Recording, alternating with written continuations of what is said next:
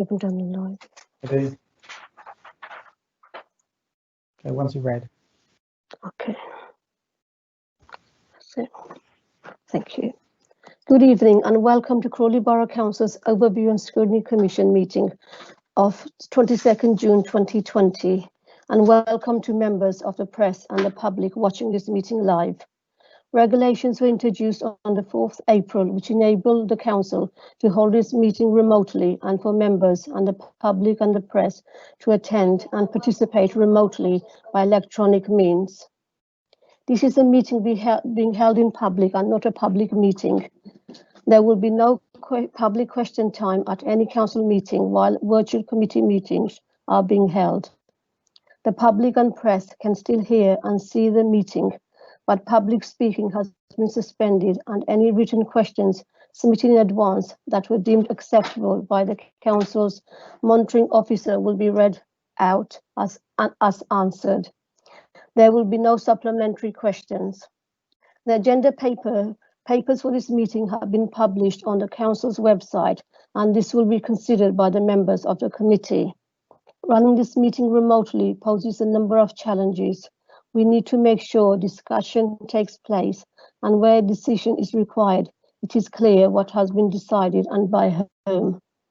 For any committee meeting held virtually, all voting will be held through a recorded vote taken by a Democratic Services team member on behalf of the chair, whereby individual councillors will be asked at the end of a debate to state if they are for, against, or if they wish to abstain for the recommendations before them at that time. The exceptions to this are the approving of the minutes from the previous meeting or any other procedural item, or where the item's sole recommendations to a committee is to note the report. For those items, the chair will move the item and it will be presumed agreed unless a dissenting comment from any committee member is made. When asked to speak, please turn your camera on, unmute yourself, and pause for 3 seconds and allow for the slight time delay in connection. Before I invite the members of the Commission to confirm their attendance, I ask that they please ensure their mobile phones are switched off or are on silent, their backgrounds are blurred or set to a nondescript background, and they are aware of their surroundings so that they are not disturbed during the meeting. This includes please making sure all TVs, radios and smart speakers are switched off. In respect of agenda items 1 to 3, we will be taking these items together. Can I please ask the officers from the Democratic Services supporting the meeting tonight to introduce themselves, and we will then move on to apologies for absence. Thank you. Heather Girling. Heather Girling, Democratic Services Officer, and I can confirm we have no apologies present. Chris Bedlow, Democratic Services Manager. I will now invite the Commission to confirm their attendance, confirm the ward they represent, and if there's any declarations to make, and if there's any issue, if they are happy to. Hello, I'm Councillor Ayling and I'm a Bewbush councillor. I agree the minutes and I don't have any disclosure of interest. Thank you. Councillor Tina Belbin. Good evening, Councillor Tina Belbin, Councillor for Pound Hill North and Forge Wood. I don't have any interest or whipping declarations. I'd just like to comment on the minutes in that it says in attendance Councillors Lamb and Smith, but we also had other councillors, obviously social media and but watching as members of the public, and I don't know how we can record those going forward. It's not criticism of these minutes, it's just that going forward there obviously might be more members in attendance. Thank you. Councillor Bob Burgess. Councillor Bob Burgess, Councillor for Three Bridges. No whipping declarations. no disclosures of interest, and I approve the minutes. Councillor Richard Barrett.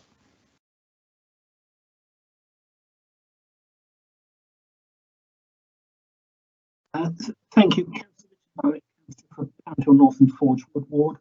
In terms of disclosure of interest, can I declare a personal non-prejudicial interest in items 8, the EV charging infrastructure network, and item 9, the local cycling and walking infrastructure plan, as a member of West.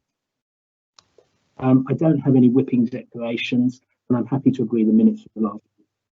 Thank you. Councillor Five-Ash.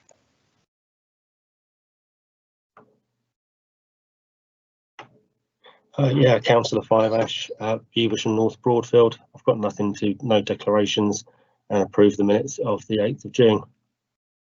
Councillor Gilly Hart. Councillor Gilly Hart, Councillor for Ifield and Ifield West. I have no whipping declarations, and I approve the minutes. Councillor Bob Lanza.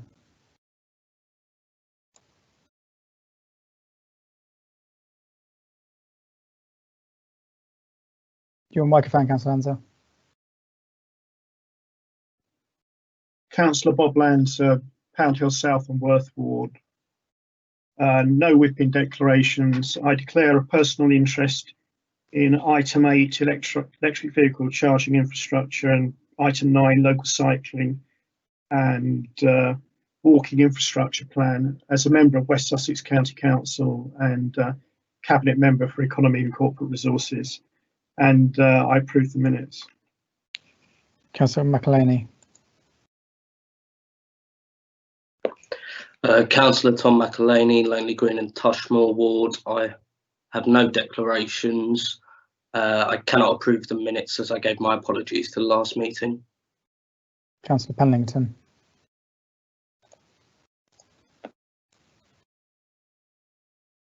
Councillor Alison Pendlington, Pound Hill South and Worth. I have no disclosures of interest or whipping declarations, and I'm happy to approve the minutes of the meeting on the 8th of June. Councillor Rana.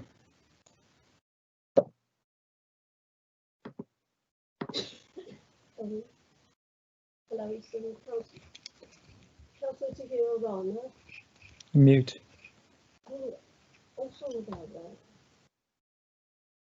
It's Councillor Tahira Rana, Broadfield Ward. I approve of the minutes held on the 8th June 2020, and I have no whipping declaration. Thank you. Finally, Councillor Sudan.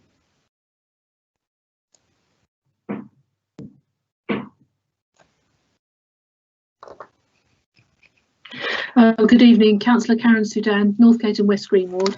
I need to declare a personal interest in items 8 and 9 as a member of West Sussex County Council. I have no whipping declarations, and I approve the minutes from the 8th of June. Thank you. The Commission agrees that the minutes of the meeting of the Overview and Scrutiny Commission held on the 8th June 2020 are an accurate record of the meeting.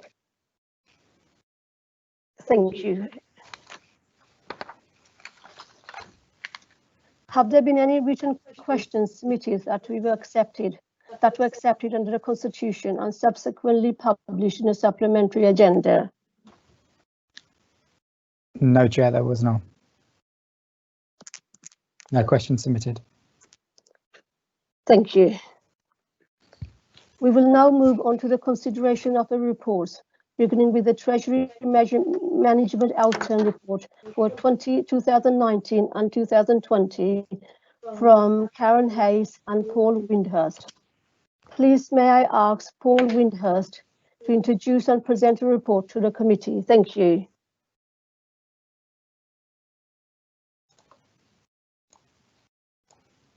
Paul Windhurst. Thank you, Chair.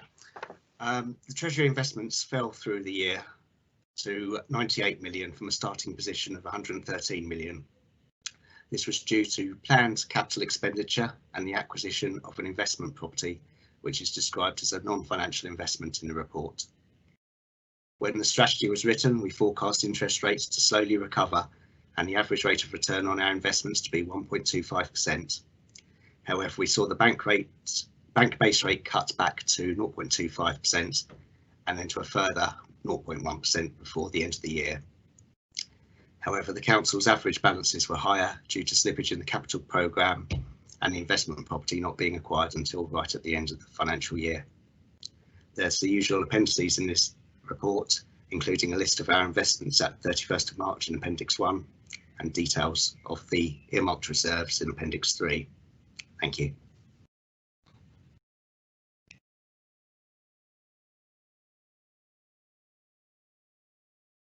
Thank you for that interesting report, Paul. The process for discussion on the report will be as follows. Each committee member will have the opportunity to speak. Please indicate you wish to speak by turning your camera on. When you are called on to speak, please unmute your microphone and check that you are live before making your comments, pausing for 3 seconds to allow for the time delay.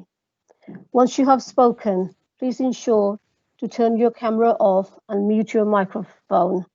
All committee members who have indicated will be called on to provide comments and ask questions in turn with officers responding to any queries raised. At this point, members will have the opportunity to speak again, turning their cameras on to indicate and unmuting their microphone. If there are to be any proposed amendments to the recommendation, then please propose those during this round of providing comments. We will now begin consideration of the report. Councillor Richard Barrett.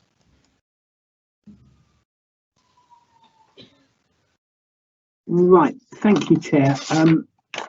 Thanks again to Paul for a very interesting and illuminating report, as always.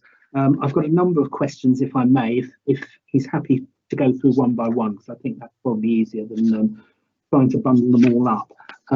I'll go through chronologically as they come in the report. Most of them are in the appendices, I think. The first one is just on paragraph 9.4 on page at the bottom of page 16.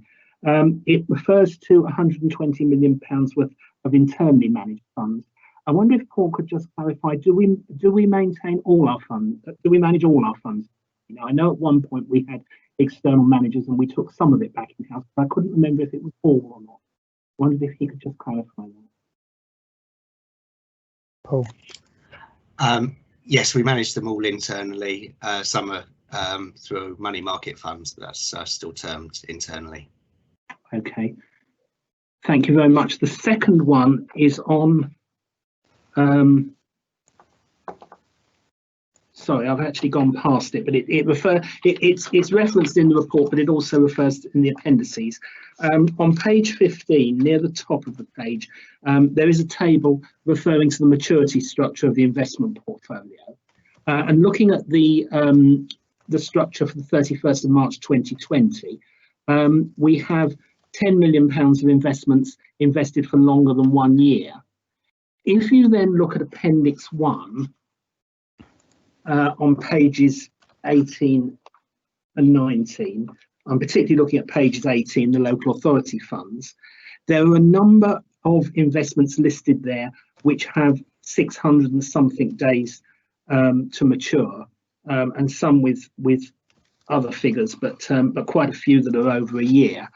And also the first graph on Appendix 2 at the top of page 20 shows £10 million worth maturing within 1 to 2 years. And I wasn't quite sure how those fitted together, because the table in the report in Appendix 2 suggests it's 10 million. The list on page 18 suggests it's rather more than that. And I just wondered, has something, although this is at the 31st of March, has something changed since? I believe it's going to be an investment that we've got that is on a notice period. So for the purpose of the appendix, I've left the maturity date for when the latest date that it will be matured. But for the purpose of the note in the body of the report, I've put the earliest time we could get the money returned to us. Oh, I see. So it's one that's variable, in other words, that makes the difference between 10 million and whatever the other would add up to. Yeah, the we have call rights on the investment, but the third party can't return it to us without us requesting it back or the maturity date being reached. Okay, thank you. The next one on Appendix 2, on the pie chart on page 21, relating to sector diversification. There's a reference to £12 million worth of CDs, representing 12% of the portfolio. But when I looked back again at Appendix 1, the detailed investments, and also the table at the bottom of page 14 in the main report, there didn't seem to be a reference to those. And I just wondered whether they were included in with something else. Yes, so those CDs, I think they're mostly going to be with overseas banks, non-call accounts. Yeah, with overseas banks, it's just different terminology used in the appendix from the table. Okay, so they would be included somewhere in that table and in Appendix 1. Yeah, that's right. Thanks. And then finally, on Appendix 3, the list of earmarks reserves.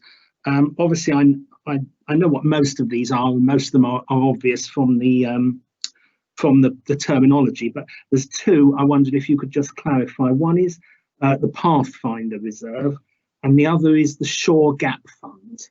I really struggled to think what that might be.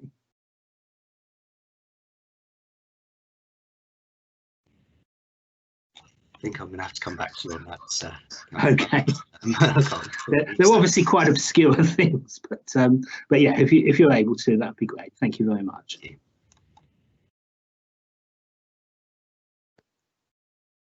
Thank you for that, Richard, for asking the questions. And thank you very much, Paul, for answering them. Are there any other members who would like to wish to ask a question, please?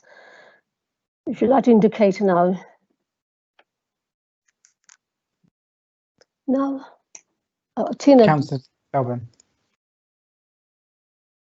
Hello. I'm sure it's fine, but on page 16, our major repairs reserve is down by 7 million now. Are you quite happy with that? It's gone down by a third. Yes, there was plans to spend that through the year in accordance with our capital programme. Although it's termed major repairs reserve, it can be used for any capital spend on the HRA, and in this case it's mostly been used to build new council dwellings. Right, and one of those will be Milkmount Flats, presumably. That's why. That will Milkmount will be a repair. I'm not sure whether that's included. Oh, it is. Yeah, sorry, it is included in there, the repairs. But it's the bulk of the expenditure is on actual new builds. Right. Thank you.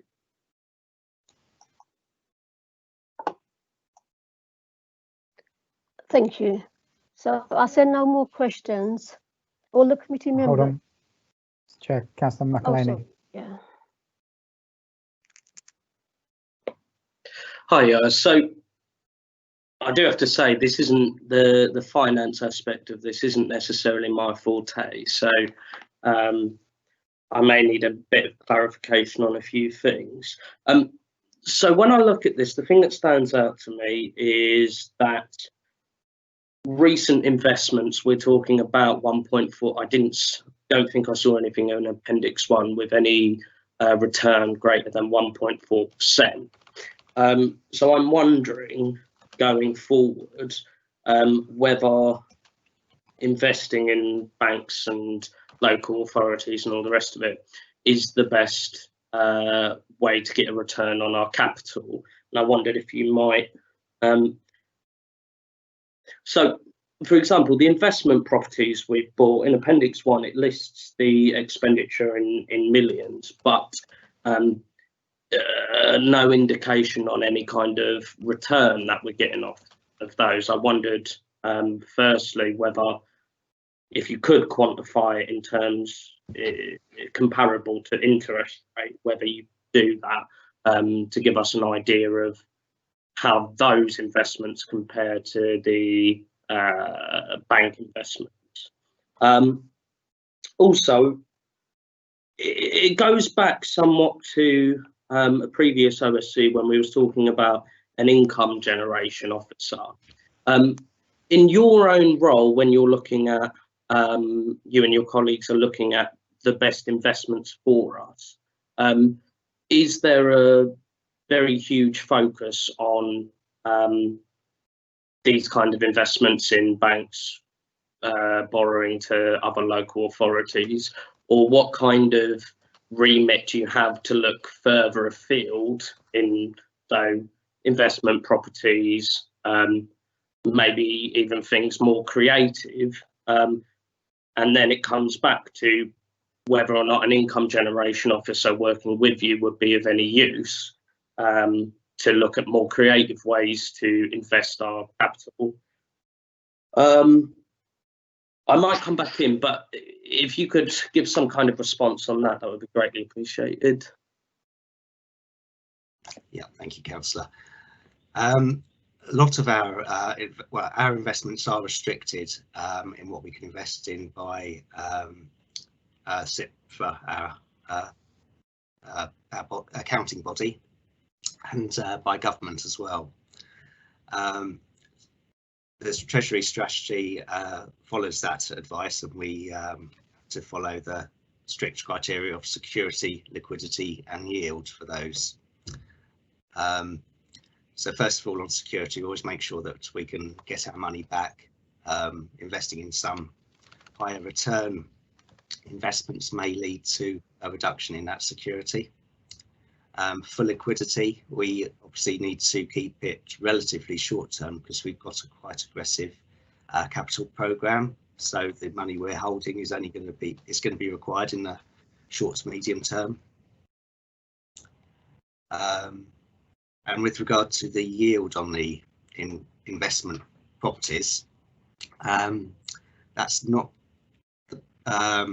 this report's about the Treasury management investments, and these fall outside that, although I did include it at the request of a previous OSC. We obviously have the yield when we purchase those properties, and I can probably provide that to members, but just not tonight, to come back to you on that.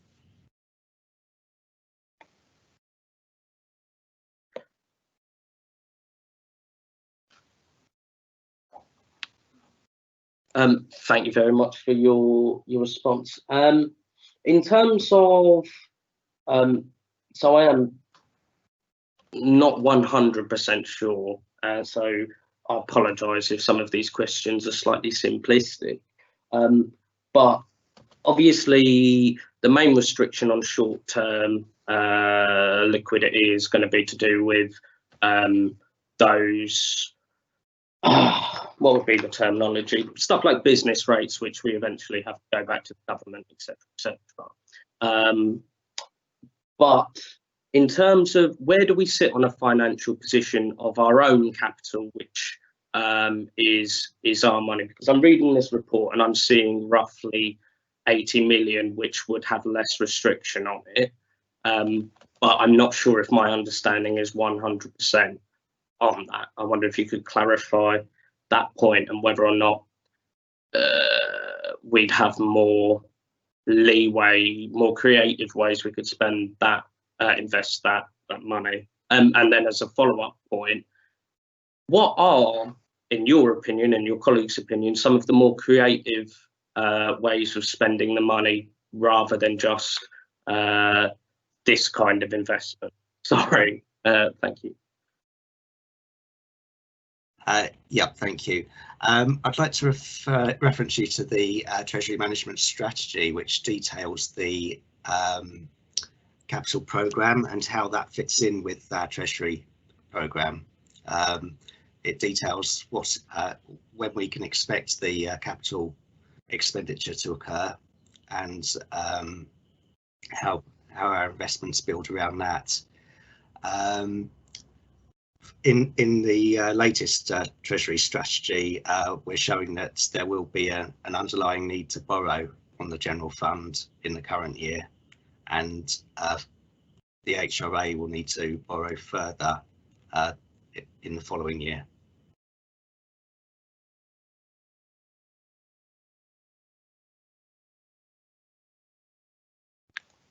Councillor Tina Belbin.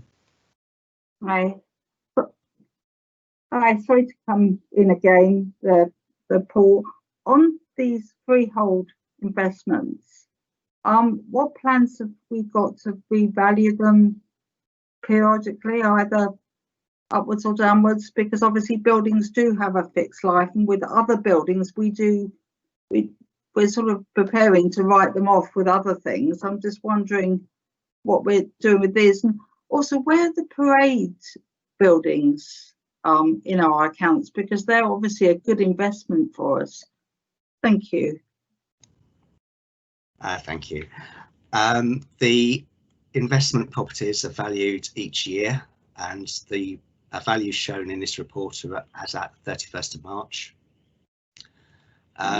The other properties that you mentioned, we took a decision to classify those as non-operational properties. Otherwise we'd have to large reporting requirements, and it also represents that there's a purpose of holding them aside from their investment return. The grades you mentioned, they originally to support the neighbouring communities, and the investment return is really a secondary purpose for that. Thank you.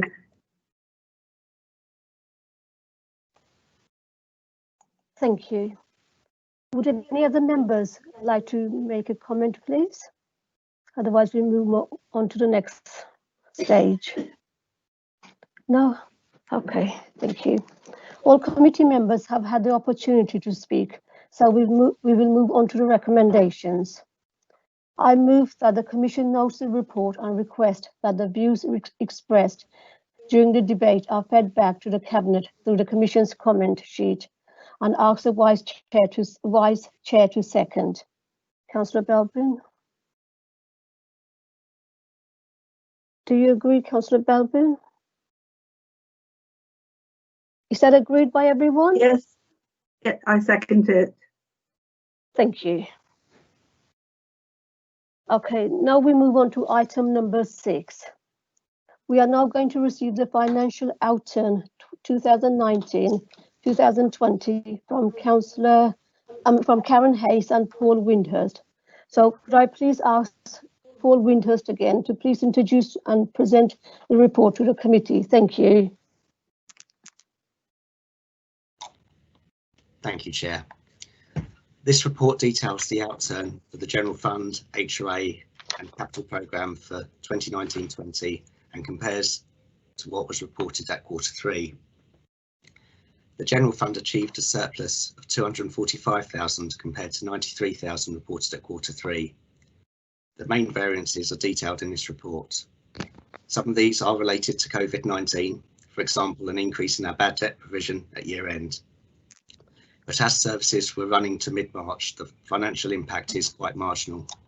However, there are significant impacts in the current financial year, and section 9 of the report gives some details of the measures of the financial stability of the council and how it can utilise existing reserves to ensure that the council can continue to operate.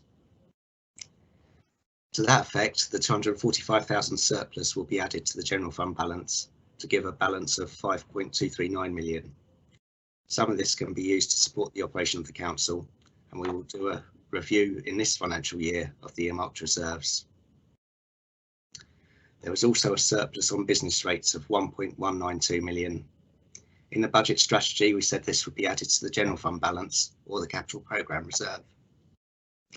However, we are going to request full council to add this to the business rate equalisation reserve retrospectively. There is going to be a shortfall in business rates in the current financial year, but due to how we account for this, the impact won't be until next financial year. We therefore propose taking a higher balance forward in order to draw down next year. The deficit on the HRA was 367,000. slightly higher than the 226,000 projected at Q3. This is detailed in section 7. Again, some of this was related to the higher bad debt provisions at year end due to COVID-19. Capital spend for the year was 53 million, of which 32 million was on the HRA. There were some minor variations and reprofiling, and these are detailed in section 8. There's gate. Oh, so that's all. Thank you.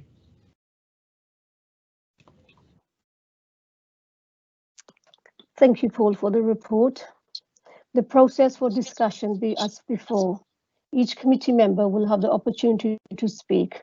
Please indicate by turning your camera on.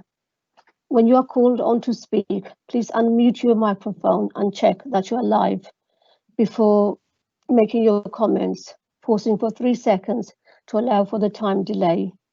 Once you have spoken, please ensure to turn your camera off and mute your microphone. Thank you. We will now begin consideration of the report. Councillor Belbin. Thank you. I've just got 2 or 3 queries, if I can take them individually, Paul. On page 28, we've obviously unfortunately got an unfavourable variance there, 367,000, and yet we're describing it as available to fund future investment in housing. And yet we've got an unfavourable variance there. Don't know if you'd like to comment. Yeah, it's taking away from the available funds for future investments. Yeah, so perhaps a different. On page 30 and 37, we're now giving flooding a higher priority. And I do recall a couple of meetings ago that I was a bit bemused by the fact that we were cutting back on our flooding budgets with all the rain and problems elsewhere in the country. So what's changed that's made us do this sort of like a U-turn on and suddenly providing a lot more for our flooding, which I'm pleased to see, but it's about 100k, I think, on page 37.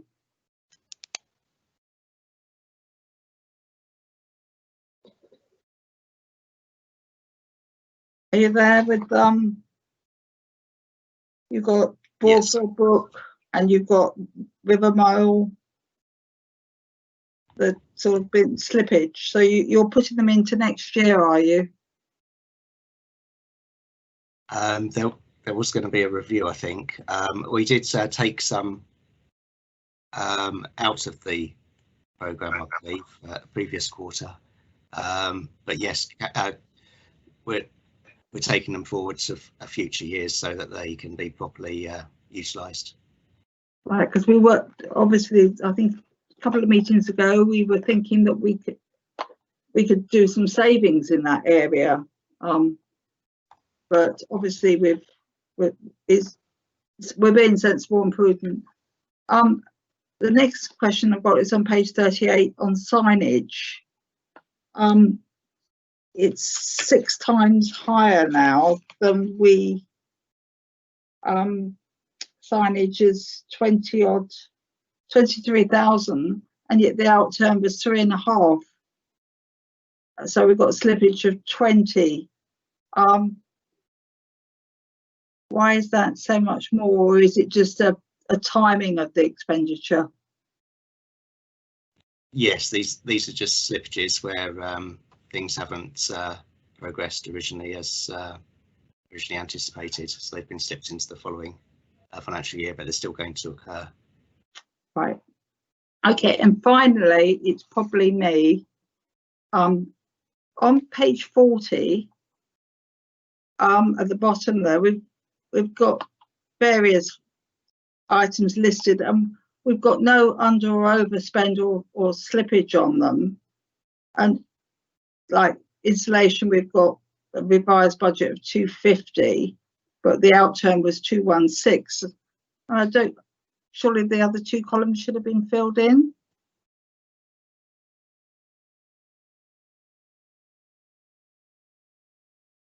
Page 40. Yes, I think we decided to, rather than show a lot of movements on each individual type of expenditure, took it as a programme as a whole, the repairs and maintenance. So we just reported on a single line what the slippage was across all of those. Okay. Okay. Thank you, Paul. Councillor Barrett.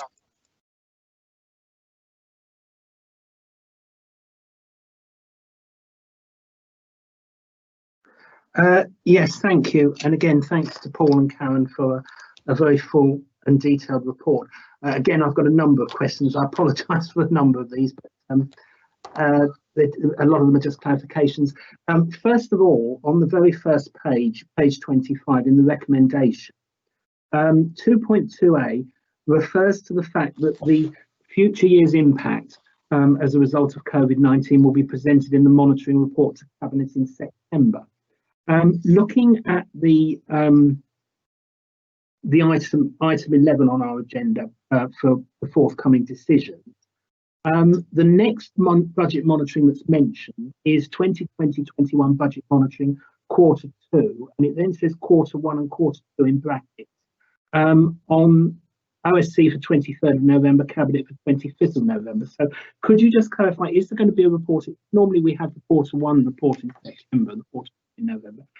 That seems to suggest they're both going to be together, but the recommendation talks about the first one coming in September. So which is it going to be? I think I'm going to ask Aaron if you wouldn't mind stepping in. Yes. The plan Karen is Hayes. the plan is to take quarter 1 to Cabinet on the 30th of September, and there will be an update on the position. There's also a member seminar around the 21st of July, which will give you more information on it. Okay, thank you. So in that case, the list on our agenda sheet is actually incorrect. There should be one in September.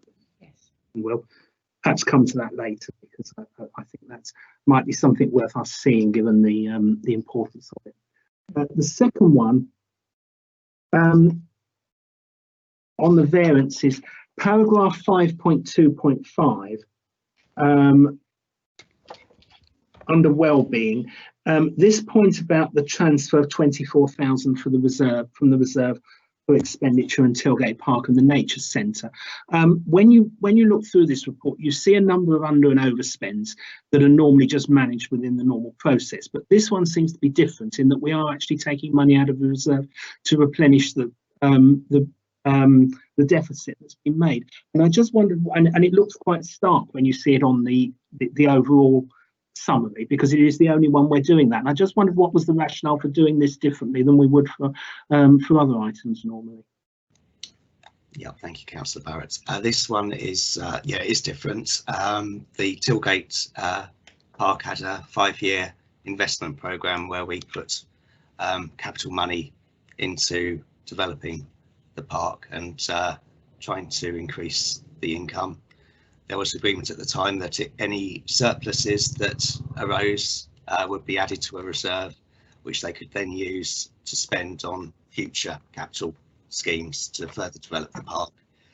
Unfortunately, this year the park made a loss, partly because of COVID-19 closing some of the stuff during the park's high season. So yeah, it made a loss. So in keeping with the investment programme, we took from the reserves that had built up over time. Okay, thank you. And then the next one is on the next paragraph, 5.2.6, under planning and economic development. It says unforeseen significant works on a number of vacant parade properties have been carried out this year, and then goes on to explain what they are. The reason, I mean, I'm pleased that we've done that if we needed to, although obviously it's created an extra cost. But what I wasn't clear about was at the last meeting a couple of weeks ago, when we were talking about the neighbourhood shopping parades, we were told that there was only currently 1 vacant unit. So have we had a number that have been vacant very recently and have now been filled, or what? Because this seems to suggest there were quite a number vacant, or have been. I think, yeah, without knowing the detail, I'll have to probably come back to you on how many were actually vacant, but yes, they would come vacancies still arise during the year, whereas the report that went previously was a snapshot in time.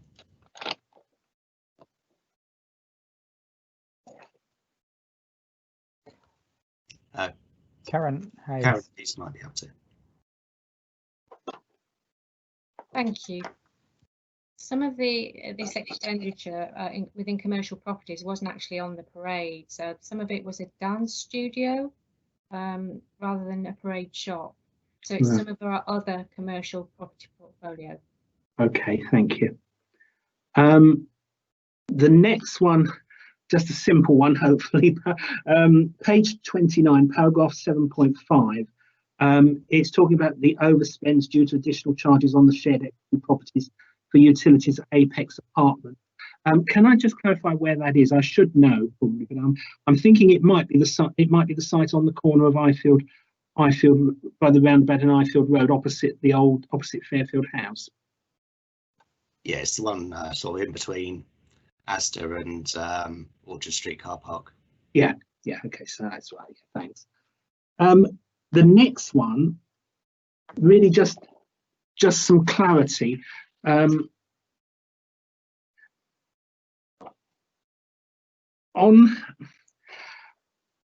Just so we're clear, because I think there may be something in the recommendation to Cabinet that needs amending.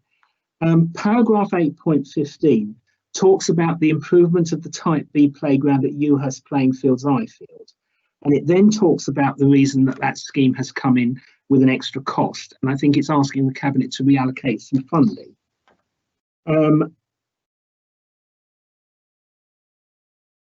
A couple of things there. One is, can we just be very clear on which site this is? Because my understanding from what it says at 8.15 is that it's the major playground in Ifield, in Ifield Drive, which is known as Ewhurst Playing Fields.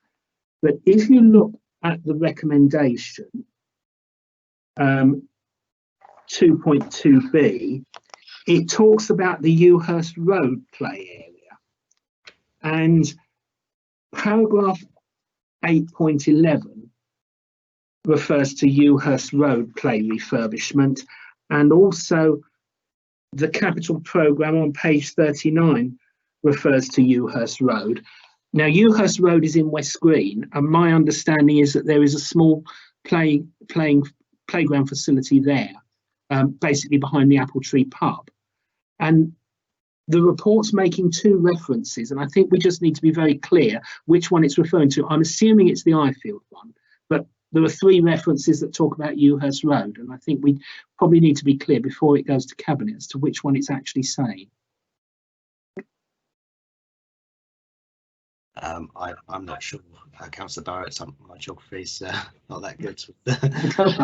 But I just thought I'd better flag it up because it's something we probably need to be. And actually, the other question on that same point is on paragraph 8.15, the section 106 funding is actually coming from the old leisure centre site, Pembroke Park, and I wasn't quite clear on the rationale for that, unless there was plenty of money left over from that site which can be used in other parts of the town. Yes, I know that the section 106s are all they're all checked to make sure that they're in the right area for what the agreement allows. Okay, thank you. Well, perhaps if I can leave that with you about checking those points, because as I say, there are several references to this in the report, and it does appear to be referring to two different areas. The next one is on. Sorry, I've not made a note of the. I've not made a note of the paragraph number. Sorry, page 32, paragraph 9.3. It says other earmarked reserves have a balance of £8.735 million. A full list of these can be found in the Treasury Management Outturn, which is elsewhere on this agenda. If we look back at the Appendix, I think it's Appendix 3 of the Treasury Management earmarked reserves, the total is 18.5 million, and I couldn't find that figure of 8.735, but I'm wondering if it's the total minus the general fund reserve and the business rates equalisation reserve? Yes, it's excluding the business rate equalisation. Yeah, and possibly. And it will be minus the general fund reserve as well, because. When you say general fund reserve, you mean the capital programme, the one that's listed as capital programme. Is that right? The 6.187 million. Yeah, I think so. Yeah. Okay. Right. As I say, I couldn't find that 8.735 figure there. So yes, just thought I would query that. Sorry, I'm nearly there. There's two more. One is Appendix 1.3 on page 35. I think a couple of these unfavourables and favourables need to be changed. On the HRA, under support services, that's 0, so that shouldn't be either.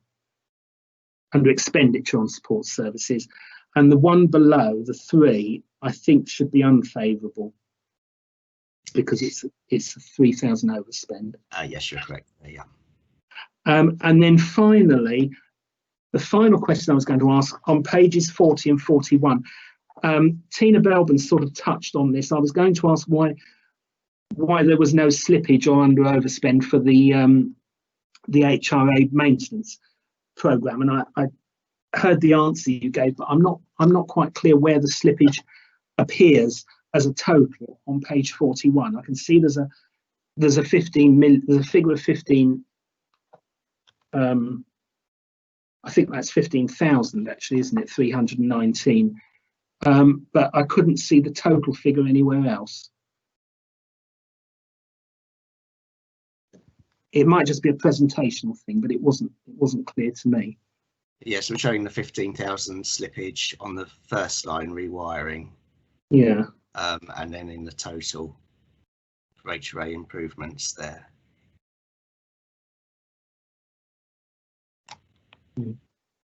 I mean, I would just comment. I heard what you said earlier about a total, although there doesn't seem to be one there. But I think from a member's point of view, it would actually be useful to us to see whether it is slippage, whether it's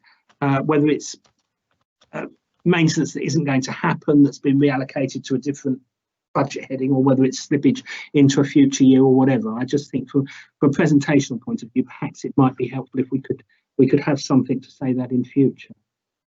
Yeah, will do. It's just carried forward into the future years, to the next financial year. Okay. Thank you very much. That's all from me. You'll be glad to hear. Thanks. Councillor Bill Burgess.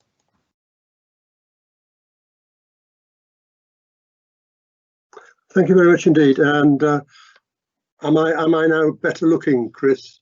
First of all, It's all good. Excellent. Right. A couple of small points.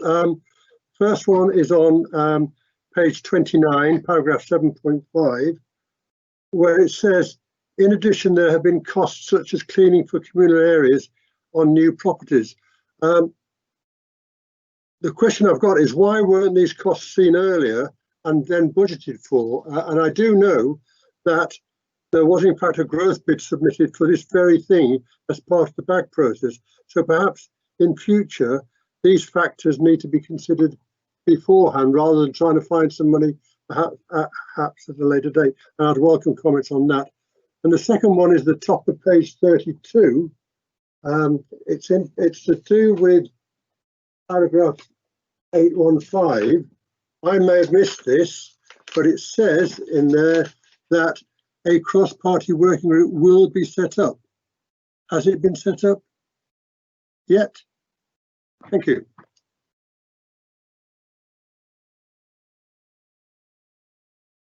First of all, the cleaning. Yes, I think there's lessons learned with new builds coming in and factoring in what revenue implications there might be. And you're right, with the BAG report, it came in and they had to recruit somebody, I think, straight away to cover those cleaning contracts. With regards to the cross-party contract working group. It's yeah, it will be set. It's not set up yet, but it will be soon.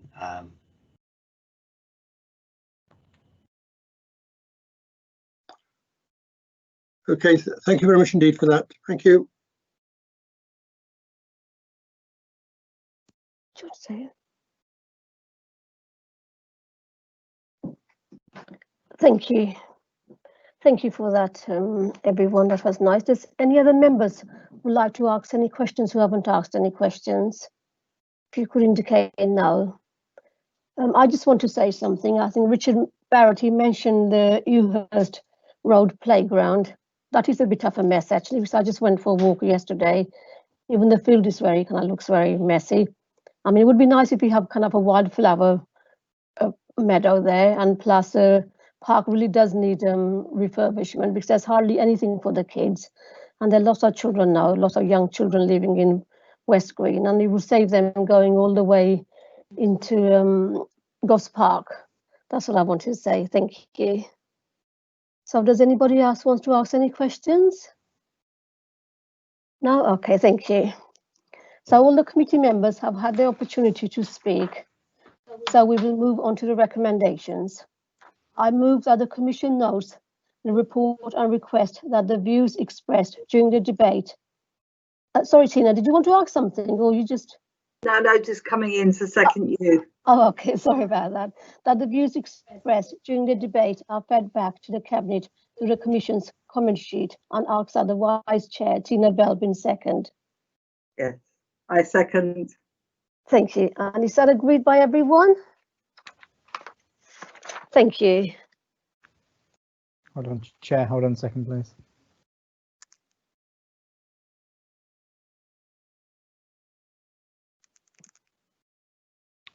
It's fine. Can you, Councillor Barrett's just come in.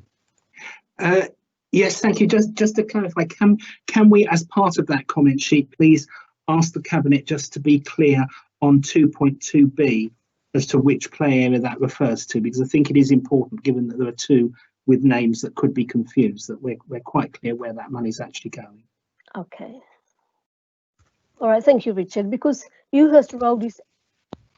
Sorry, it's fine. Sorry, Ewhurst Road is in West Green. Well, because I know I live nearby. Anyway, thank you. It will be noted. Thank you. Now, item number 7. We are now going to receive the forward programme of key procurements, also from Councillor Joe. I'm not sorry, Officer Joe Newton-Smith and Karen Hayes. So please may I ask Joe Newton-Smith to introduce and present the report to the committee. Thank you. Sorry about that. Joe Newton-Smith. Good evening and thank you, Chair. Just want to present the procurement forward programme to you. So as you all know, the Council's procurement is governed by the Public Contracts Regulations, and we also have our own internal rules which are detailed in the Procurement Code, which also forms part of the Council's constitution.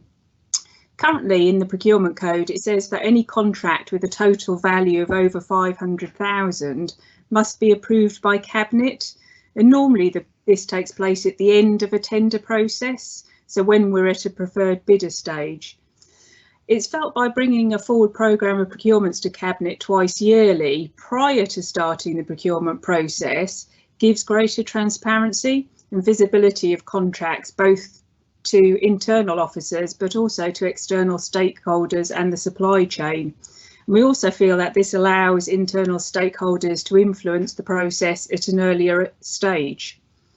We also think that this approach will help streamline the procurement process, as often procurement exercises and contract start dates don't align neatly with Cabinet dates, and sometimes this gives us some practical issues, particularly when we're working in collaboration with a number of other authorities and trying to align maybe 3 or 4 councils' Cabinet routes at the same time can be quite complicated. So this report identifies 5 procurement exercises which are currently above a total contract value of 500,000, which are due to go out to tender within the next 6 months. There is likely to be some procurement processes which may come separately to Cabinet, for example, as part of a wider capital scheme or programme. If approved, officers won't need to get full Cabinet approval at the end of a procurement process, but instead they will enter the contract details onto the forthcoming decisions list. So that will still happen 28 days prior to the contract award. And an executive decision form will be completed by the Cabinet member making the decision. So this will be published in the Councillor's information bulletin, which is obviously still subject to call-in. And the intention is that once we do the next report in 6 months' time, we'll also report the outcome of any completed procurement processes in that report. Thank you. Councillor Bob Lanza.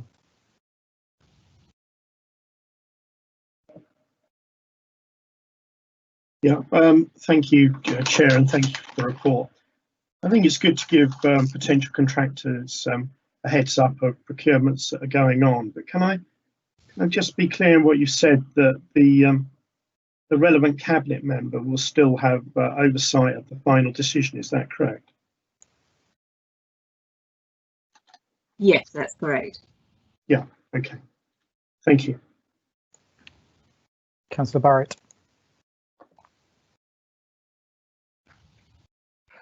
Yes, thank you, and thank you for the report. I've got 3 questions, if I may. One's a very simple one, hopefully. Paragraph 4.3 refers to the fact that procurement is a shared service with a number of neighbouring districts and boroughs, and the difficulty of trying to align the Cabinet processes in 4 different councils. And I wonder if Jo could just let us know which the 4th council is, because I know we work with Horsham and Mid-Sussex. I remember when the service was set up as a shared service, but I wasn't aware there was a 4th partner. So who's the 4th partner? The 4th, we're currently in a trial with Mole Valley District Council, right, and that's a 12-month trial. Okay, thank you. The next one is this point, which you did actually reference in your introduction, but I just wanted to explore it further. 3.1 says, by approving the procurement forward programme, there is greater transparency of future procurement processes, allowing more scope for internal stakeholders to input into how future contracts are delivered. And 6.2 also refers to internal stakeholders being able to input at an earlier stage, where there is more ability to influence and make decisions on the future contract delivery model, meaning the organisation can manage resources more effectively. And I just wanted to explore that a little bit and ask exactly what that means and why that would be the case, because it's almost saying that with the current processes, some officers and some departments may not be aware of contracts going on elsewhere in the authority, and this may make it more likely that they would be aware. And I'm not quite clear how doing it in this way would achieve that. So I just wondered if you could explain that a bit more fully as to what the thinking behind it is. Yeah, that's fine. I mean, obviously we already do stakeholder engagement as part of any procurement process. I think what this allows us to do, so some of these projects on here are not due to be tendered probably until around August, September time. Now, obviously, we will contact stakeholders nearer the time when we commence the process, but our thought is by pulling it forward, because obviously the report goes to CMT and is circulated more widely across the authority, some departments will have more visibility of that at an early stage and may think, oh, actually, you know, that's something that we're interested in, or we have a requirement. So things like temporary agency staff, for example, that's really cross-cutting across the organisation, and there will be key departments that we work with. However, you know, there's always that oversight there, so we feel that more people within the authority will be aware of the project and therefore more useful engagement. Okay, thank you. And then the final point, I suppose it follows on from the point Bob Lanza made about the relevant Cabinet member, which in this case, I think it says authority delegated to the leader would still have have oversight of it. I suppose I just wanted to explore the constitutional position on this, because what we're basically saying is that at the moment, any contract over £500,000 has to go to the cabinet for approval. And I think anything below that is approved by the leader or relevant cabinet member. Is that right? And there's a lower threshold below which it could be done by an officer. That's correct? Is it? Yes, that's right. Yeah. Okay. So the Constitution says anything over £500,000 has to go to the cabinet. This is basically saying that this would not go to full cabinet, but be delegated to the leader as a delegated decision. The cabinet's asked to delegate authority to the leader. Now, is that something that can just be done there and then, or would it require a constitutional amendment? Because if the Constitution is saying anything over 500,000, then surely that means that that is a requirement. Or is it saying that this would be a permanent situation, or is it simply saying that it would only be delegated for these particular contracts, and the same would have to happen at a subsequent point? Because otherwise, if it were a blanket thing, then surely that would require a constitutional amendment.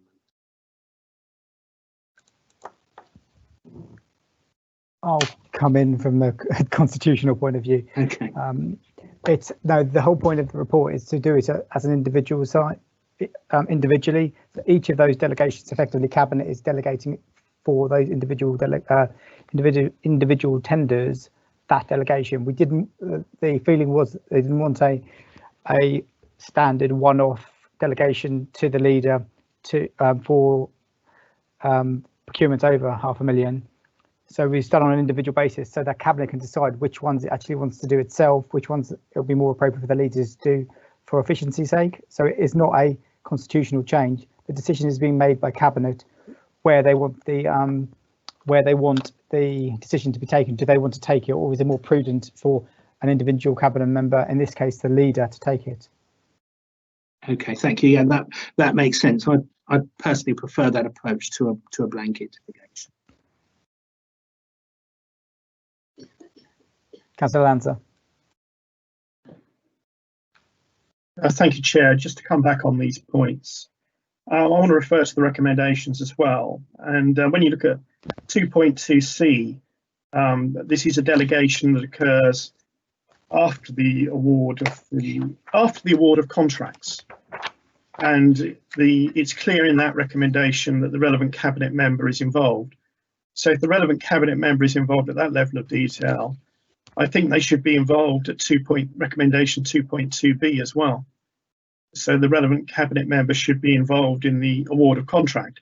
Otherwise, it's too much of a transition from a full cabinet decision to essentially one politician, the leader.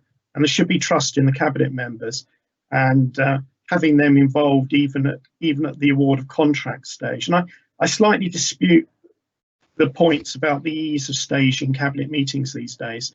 If anything, using the method we're using this evening, it's easier than it used to be to schedule a cabinet meeting, partly because some of the attendees have had nowhere else to go the past few months.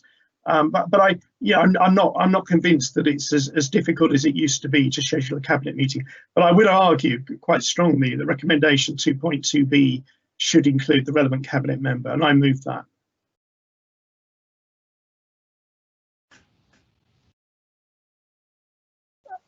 So members vote on the recommendation. There will be an amendment by Councillor Lanza, which needs to be seconded before a vote will occur on that, to put it forward to Cabinet. So that is absolutely fine for Councillor Lanza to do that. It will need to be seconded before we go to a vote. So now we'll bring in Councillor Burgess, who's the next member to speak. Councillor Burgess, your microphone.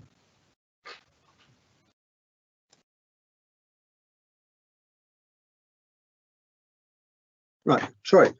On page 44, at the very top of the page, paragraph 4.1, it talks about the European Union procurement directives. Now, it is likely that the UK will be leaving the EU as on the 31st of December this year, and so therefore presumably the European Union procurement directives will no longer apply to any of the tendering processes. So what happens in that case if you've got a tendering process which spans the new year? So part of it's in 2020 and part of it is in 2021. That's the first point. The second point is that you mentioned at the outset about the public contracts regulations and that they will still apply. Are they strong enough? And are they sufficiently robust that the procurement process will remain open, fair and transparent? Thank you. Thank you for your question. An interesting one. The EU public procurement directives are actually enshrined in UK law. So even when we leave in December, we will still be obliged to follow the same regulations. The only thing that will change is how we advertise our procurement processes. So at the moment, we have to advertise certainly for ones below an EU threshold, which is currently around about your kind of £180,000 contract value. Currently, we advertise on the European Official Journal. That will no longer take place. The government has got a new portal which we will advertise on. That is the only change that will be coming in December. So procurement will carry on as is. There is some thought that actually procurement regulations will become even more stringent once we leave EU, because obviously we want to continue on trading. So there is some thought that government may well bring down the thresholds by which we have to advertise. Obviously I can update members on that as and when we hear.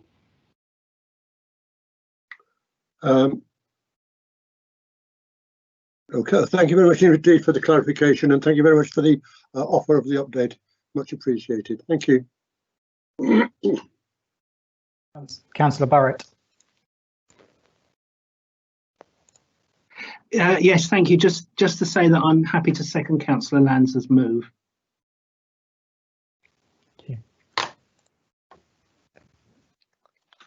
Thank you. Does any other members wish to speak and ask Joe any questions? Do we have any members now? So we will now go for voting.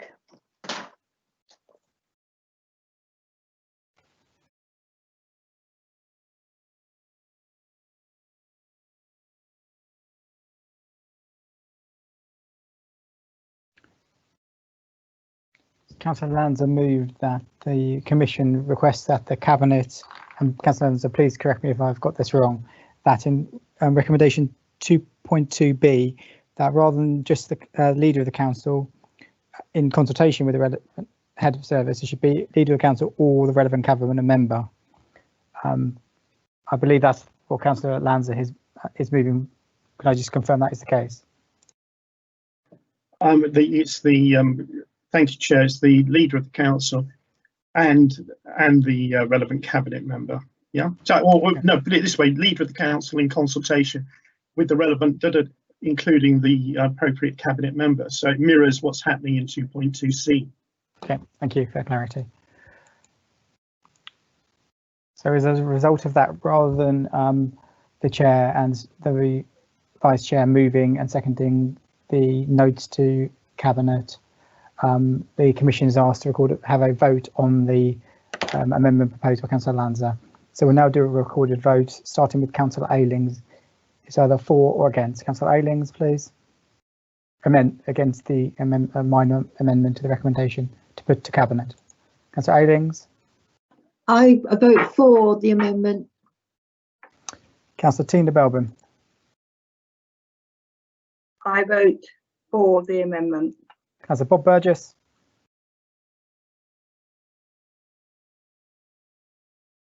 For the amendment. Councillor Barrett. For the amendment. Councillor Fiveash.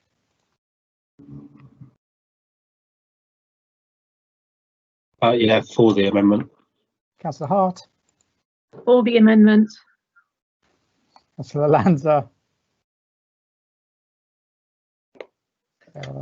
For the amendment. Councillor McElhaney, I'll vote for the amendment as well. Councillor Penlington,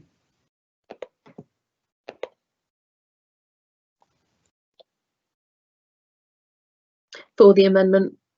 Councillor Rana, I vote for the amendment. and finally Councillor Sedan.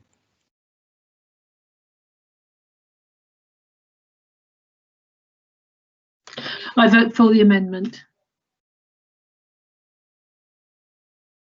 So, Chair, just to confirm, it's a unanimous vote. So, in your comments to the Cabinet, that amendment will be included for Cabinet's consideration. That ends the item. So, over to you. Thank you.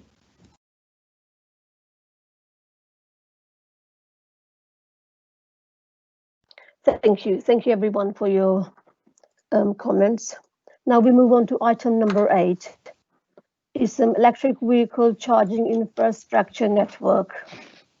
We are now going to receive the electric vehicle charging infrastructure network report from Councillor Jans, Clem Smith and Louis Skipton Carter. Please can I ask Councillor Grenda Jans to introduce and present the report to the committee. Thank you. Can Councillor Jahans just confirm that he has no declarations in doing so, please? I can confirm I have no declarations of interest to declare at this stage. Thank you very much, Chair, for this. The first thing I'd like to say is that our commitment to tackling the climate emergency and improving air quality is what really underpins both this report and the report we'll be discussing very shortly on the local cycling and walking infrastructure plan. But first, on this report, just to give some context around it, members will know that in December, West Sussex adopted an electric vehicle strategy. This essentially set out a vision for increasing the take-up of electric vehicles, and it set a target for 70% of new cars in the county to be electric by 2030.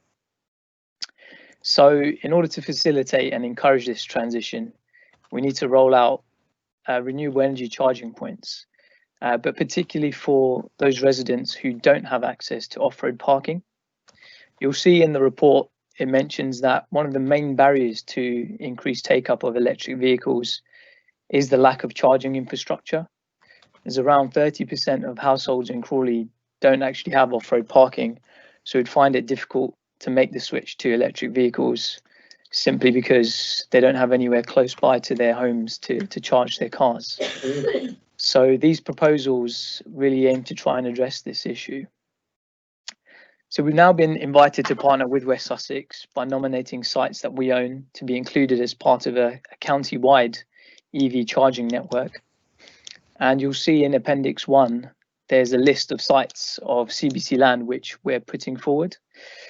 And just to clarify that the list in Appendix 1 is by no means a definitive list, and other CBC-owned land could be put forward for consideration.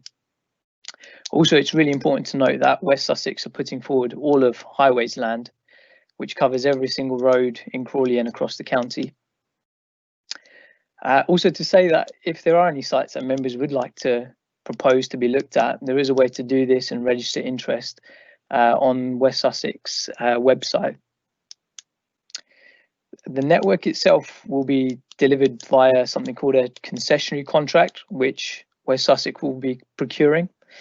And one of the major benefits of this is that there will be no maintenance liabilities for us or costs for us, something which is going to be really important and particularly significant considering the hit our finances are taken recently due to COVID-19. Just to finally have a last mention on the climate emergency, I think it's really important to stress that this is absolutely integral work that we need to undertake in response to the climate emergency declaration, which we passed last year. We know that transport contributes over a third of carbon emissions across the town. So to meet our climate targets, we really need to work as quickly as possible to enable residents to switch to low emission vehicles.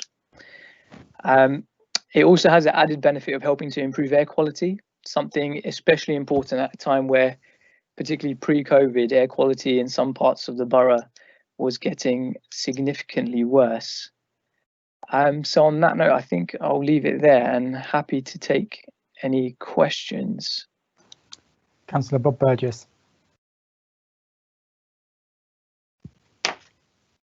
Thank you very much indeed. I'm all in favour of reducing emissions. It's a great initiative. However, if we have, as has been you suggested, 70% of vehicles by 2030 will be electric vehicles. These run on batteries. These batteries have a finite lifetime, and when they are over and done with, they are then discarded, and they cannot be recycled. So that could be an issue going forward for 2030 and so on. And I'd welcome comments on that. The other thing related to that is that there are some manufacturers who are using hydrogen vehicles. The only product of hydrogen being burnt as a result of being used in the car is water, which is not a pollutant, and so therefore could maybe some consideration could be given at some time down the line, but fairly soon, towards there being hydrogen powered vehicles rather than the electric volt, the EV charged vehicles. I'd welcome your comments. Thank you. Yeah, really interesting comments. Thank you very much for those. On your points about the lifespan of the batteries and the recycling and on hydrogen, I mean, that's something as technology develops, we'd hope that the vehicles that come to fruition that people can purchase, there will be significant improvements in those.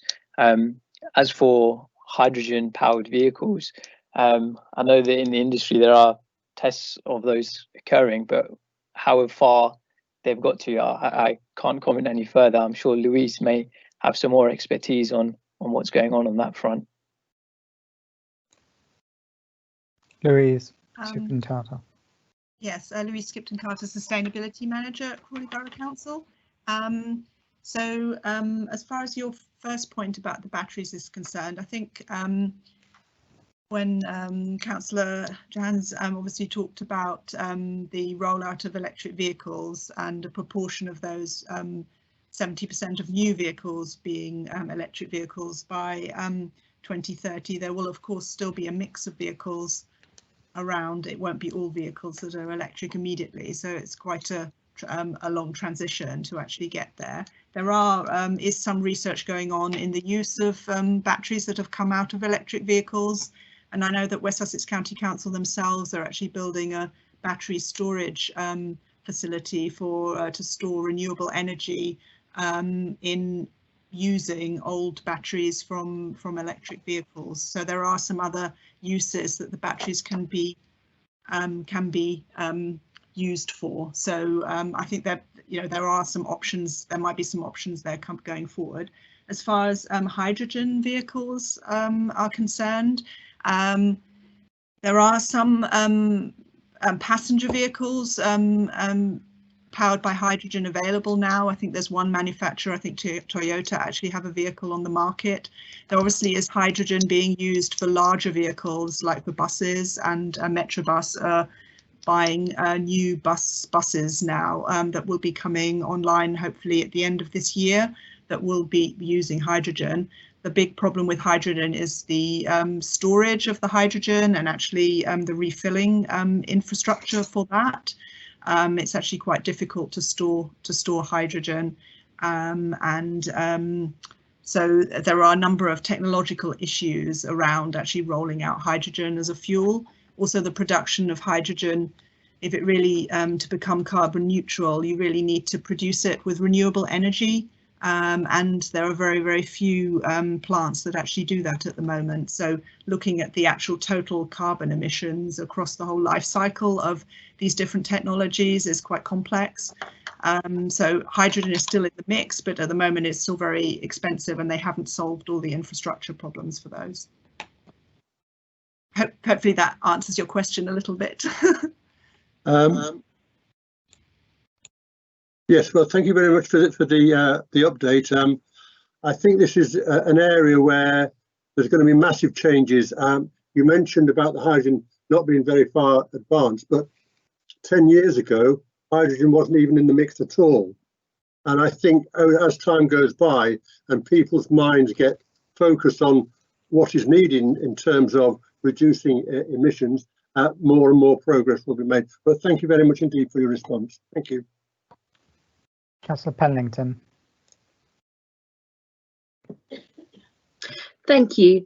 I'm really supportive of this as well. I think it's great, and I think it's great to have, I know it's a list of suggested sites at the moment, but to have a list of sites across the town. It's a concern really, and it may be that I probably just don't know enough about it, but the idea that at some of those sites there would be 2 vehicle charging points put in. Actually, you've got car parks that at peak times potentially have got quite a lot of people using them anyway. I would cite Pound Hill Parade as an example, probably some of the other parades, and Ifield Community Centre as well. And as I say, that's just from my knowledge. So it's whether would these spaces be reserved all of the time for electric vehicle users, given that at the moment obviously there aren't a lot of electric cars on the road, and just really, yeah, to allay any concerns for people about it might only be losing 2 spaces, but on some of these sites actually 2 spaces is quite a high percentage of what's there.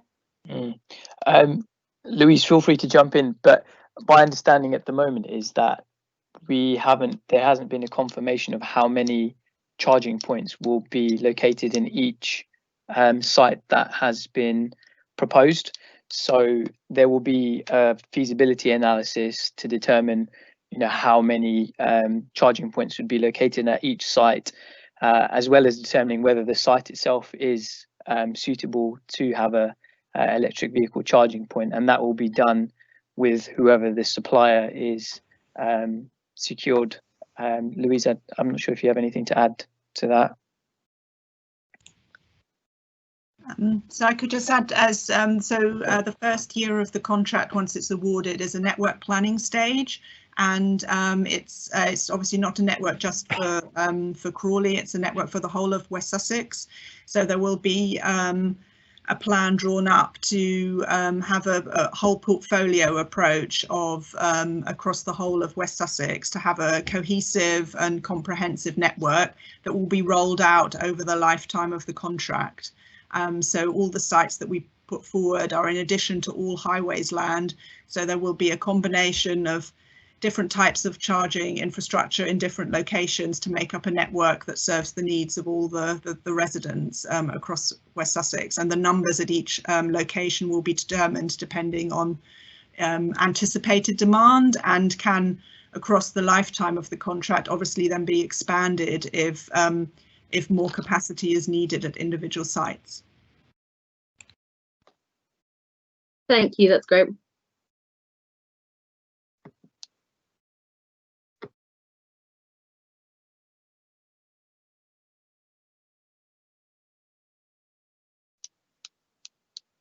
Councillor Lanza.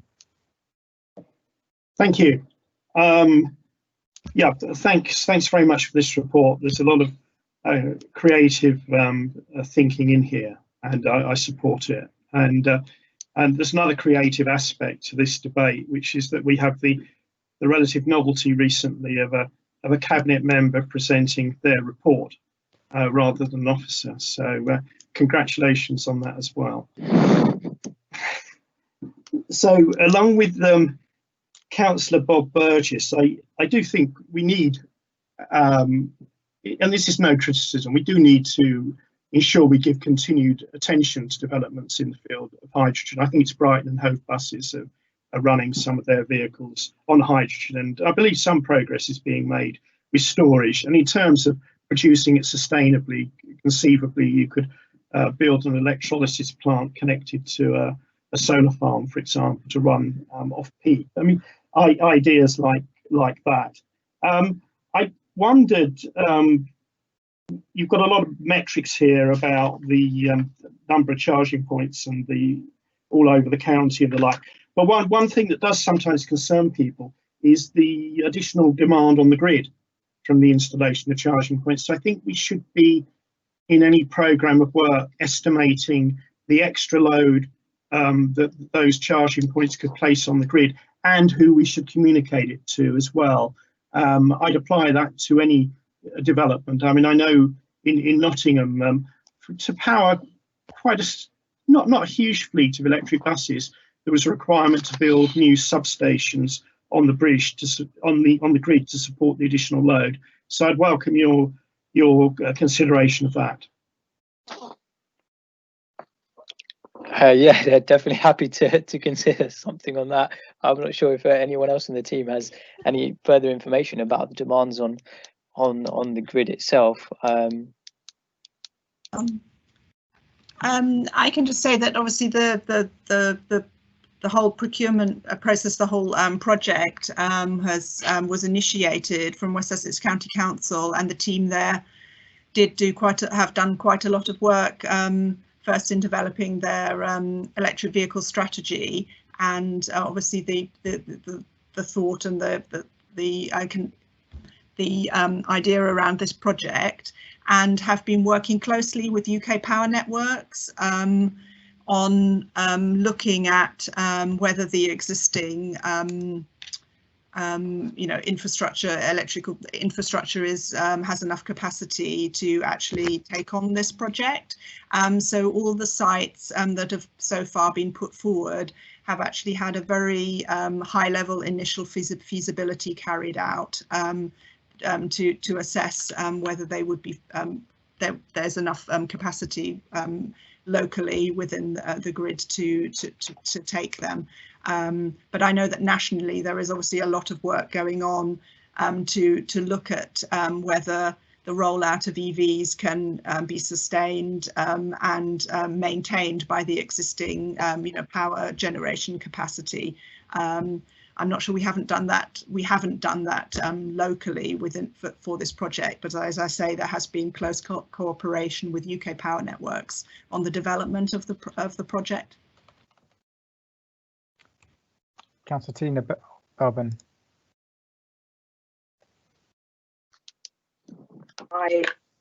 Thank you.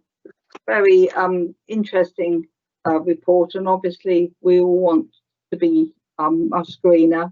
I'm just wondering, as a council, what are we doing with our vans? Are we going to try and make them be electric and have them being charged using these points, please? Are you referring to the council's own fleet? Yeah, the council's own maintenance vans, etc. I think this is something the scrutiny panel, when it comes to looking at transport and what the council can do itself to reduce our carbon emissions itself, it may be something that the scrutiny panel will be looking into in a bit more depth to see how feasible that is. I'm not sure if we have another update on the scrutiny panel, Louise. Right, and the other slight deviation from it is, will we be able to help with our district heat network? Will we be able to, some of these electric points be near our district heat network so we could sell to them, or just an idea? As I mentioned, with all of Highways land being put forward, I'm sure there'll be some charging points close by to it. I do remember discussions about the district heat network, which links to a point about hydrogen actually. Obviously it's going to be gas powered, but in the future there may be potential for it to be looked at with hydrogen. Heather's just going to come in on the scrutiny panel. Thank you. That's okay. In answer to Councillor Belbin's question regarding the climate change scrutiny panel and fleet, we did have two climate change scrutiny panel meetings which unfortunately were cancelled. We are hoping to reschedule both of those, so we will be looking at arranging those two meetings. We have our next meeting next Tuesday, and we will be looking to reschedule those, and those two meetings that were cancelled will be looking at commercial and business, so potentially we'll be looking at under the commercial and business, and also residential and housing. So potentially that can be covered under either one of those, but I would have thought it would fit under the commercial meeting. Right. Thank you. It's interesting to know. Councillor Barrett.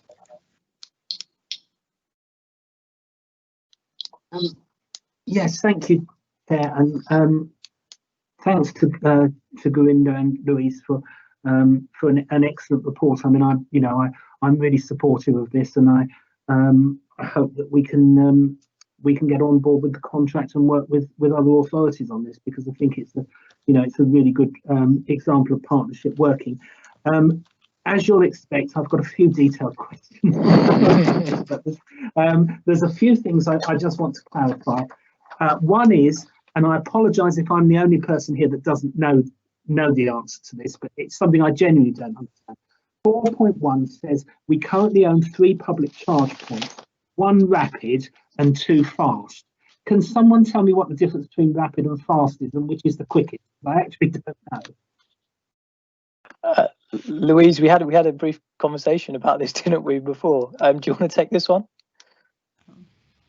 Yes, I will. It is confusing, and even I still get confused when I'm talking about it sometimes, because it's the speed at which it's basically the amount that they're rated at different kilowatts, kilowatts, the actual amount of power that they you can charge your car with. So it depends on how fast you can charge your battery, charge up your battery. So in the same way, like with your mobile phone, it sometimes charges quite slowly, takes several hours, but now you can get the new chargers that actually charge your mobile phone much more quickly. And it's the same with electric vehicle batteries as well.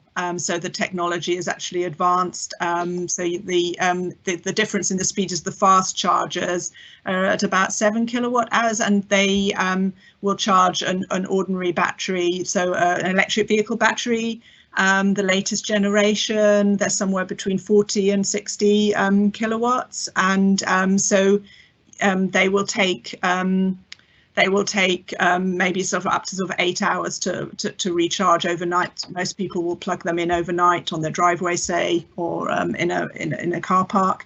But the rapid chargers are those that you find at, say, motorway service stations that will charge at a much faster rate, and so you can actually plug in and charge up in between sort of like 30 minutes and an hour, depending on the capacity of the battery. So what you do for those is if you're doing a much longer journey, you might brake as you would on a longer journey in a petrol car.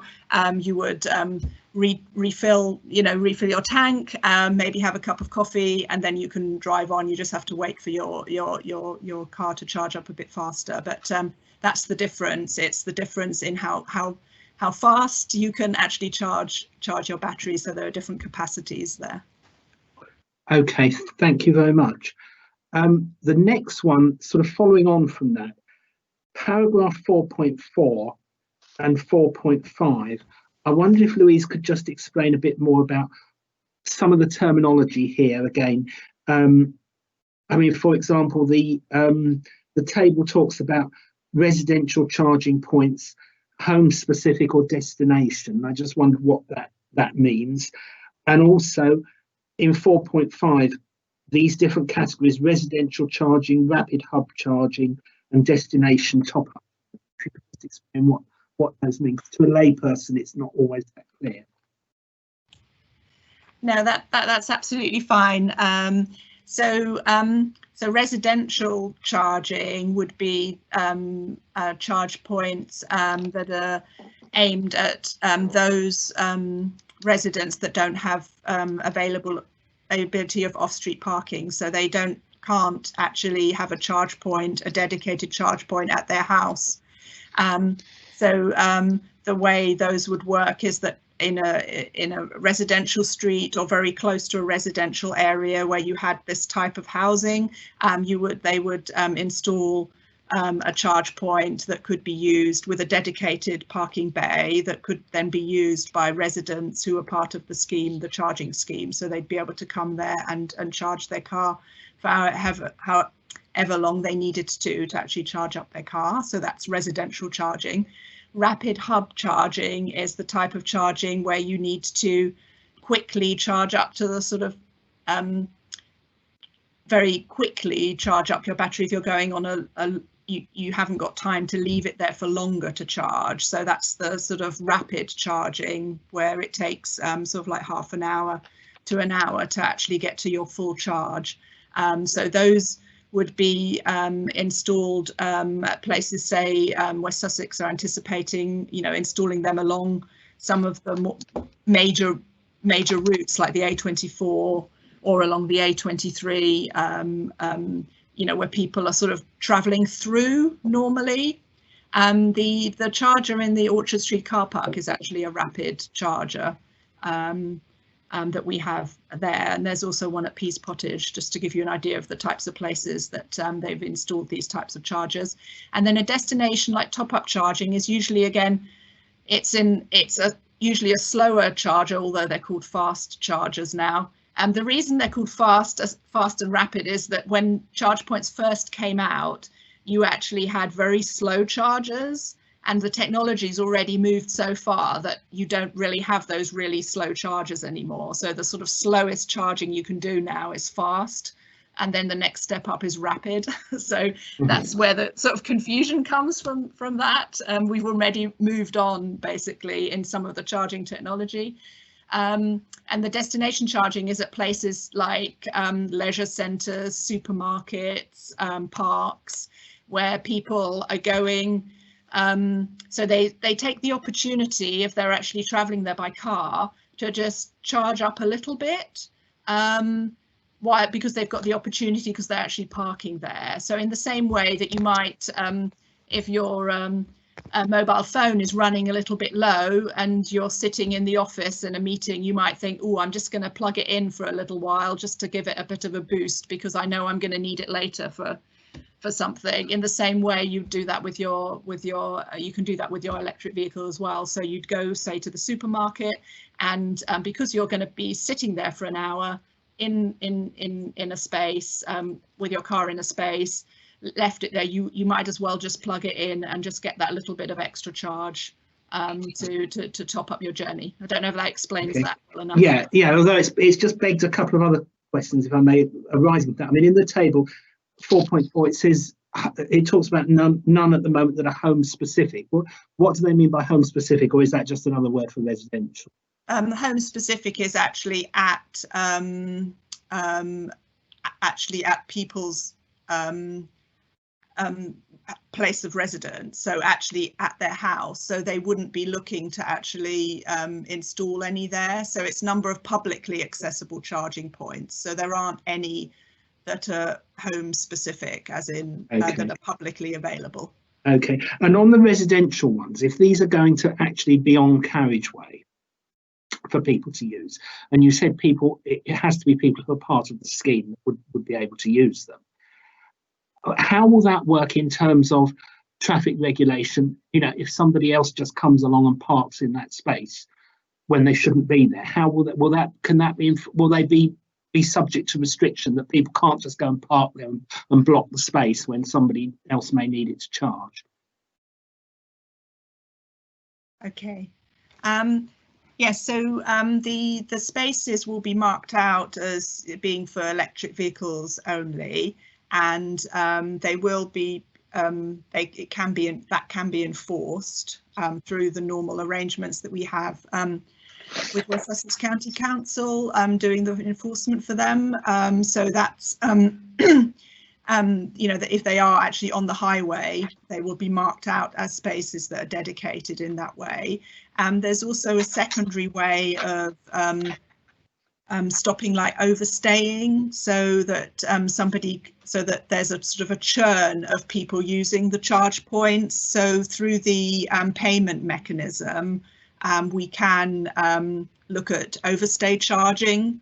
So if somebody stays plugged in for too long, there could be a penalty charge for them that they would have to, if they don't move on once they've actually fully charged. So that can be used depending on the demand on that charge point, that can be used to actually get people to move, to enforce that moving on, so that another EV user can actually get to use that charge point. So there's two mechanisms there. Okay, thank you. The next one is on page 52, paragraph 6, implications and risks of concession contracts. It was really just a comment on the last bullet point at the beginning, immediately before 6.1. This point about paying the real living wage and the commitment that we've made to do that.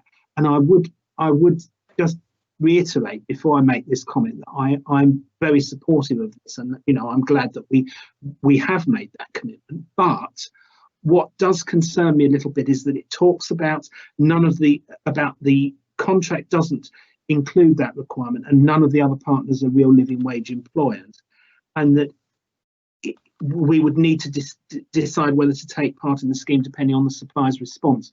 And all I would say is, whilst I'm supportive of that, I think this is such an important contract and such an important thing for the environment and for changing travel behaviour, that I would hope we wouldn't get too hung up on this, and I hope we wouldn't allow it to be a deal break. I know obviously it's a political issue, and I'm not trying to be political here, because, as I say, I am supportive of it. But I just hope that we would take it into consideration as one of a number of factors, but I would hope that we wouldn't allow it to be a deal break.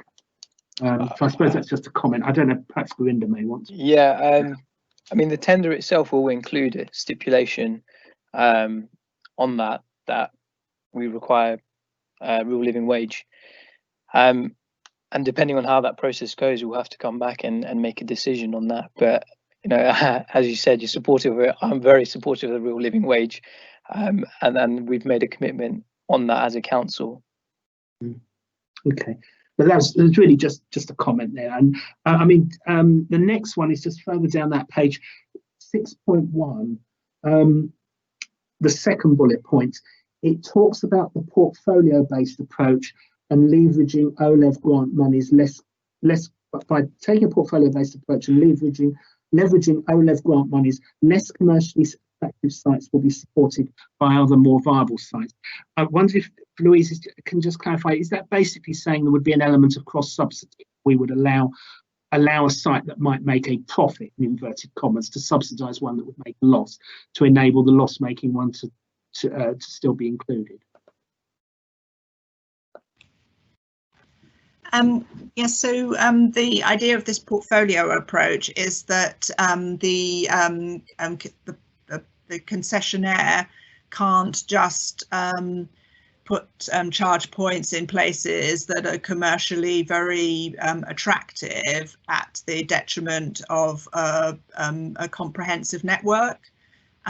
Because there will always be some locations where we obviously would like to support residents in moving to EV, but they might not be commercially quite so attractive initially. We have the opportunity, there is some grant funding available that can be applied for to subsidise the delivery of EV charge points. But there's only a certain amount of grant funding. It's only up to 20, I think, installations at the moment for each local authority. So there's a limited amount of funding we could apply for and contribute to actually maximise the number of charge points that can be delivered through the contract. Okay, thank you. The next one, sorry, I've just got two more now. The next one is paragraph 8, is a very detailed explanation of the legal background, a lot longer than we would normally have in most council reports. But it does talk about this approach of a lease arrangement rather than a license. And I wondered if you could just clarify exactly what a lease is versus well, I mean, obviously we know what a lease is, but what in this context, what we mean by lease versus license.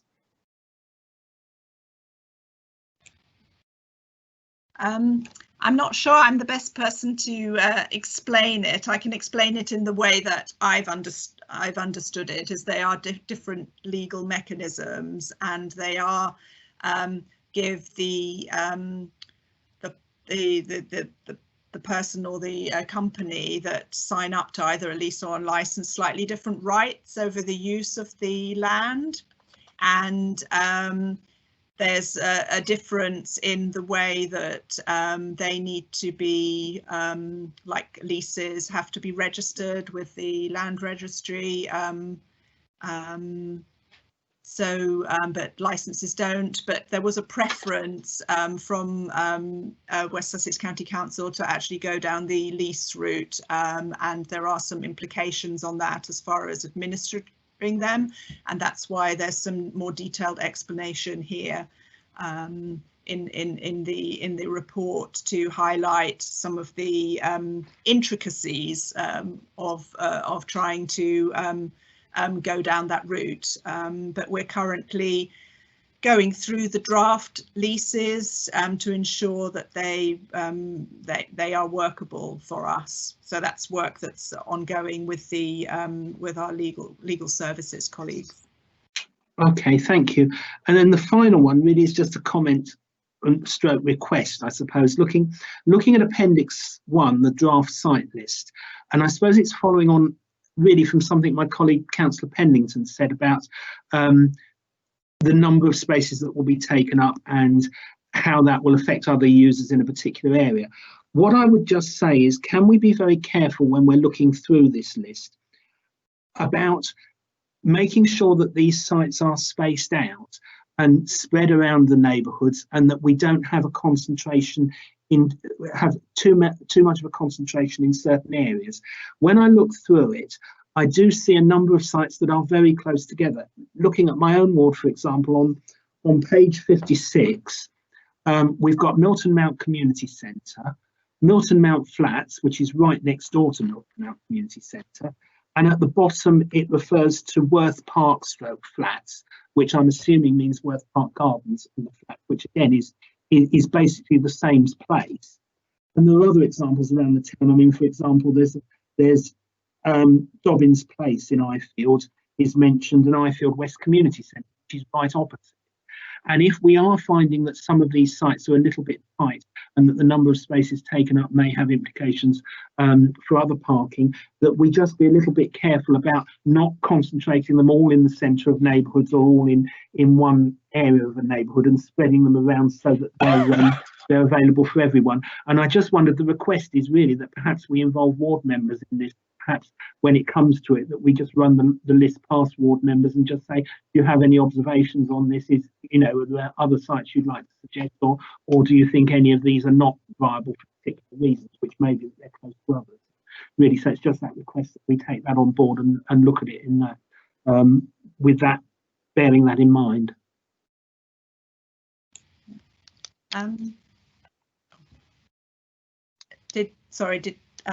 I can come in on that. So the idea is that these sites are put forward in addition to all of Highways land, and in the network planning stage, the idea is to look at the spread of the charge points, to get a good spread across the whole of the borough and the whole of West Sussex that serves all the needs. So there will be, more technical feasibility studies, and those sites won't all necessarily be delivered. And the idea is that we want to get this comprehensive spread across the borough, so we won't, put them all very close together unless it's determined that actually there is the need to do that there. So we will obviously talk to the relevant ward members at the time, once the network plan is developed, to actually get that verified and checked that it's where people actually want them to be delivered.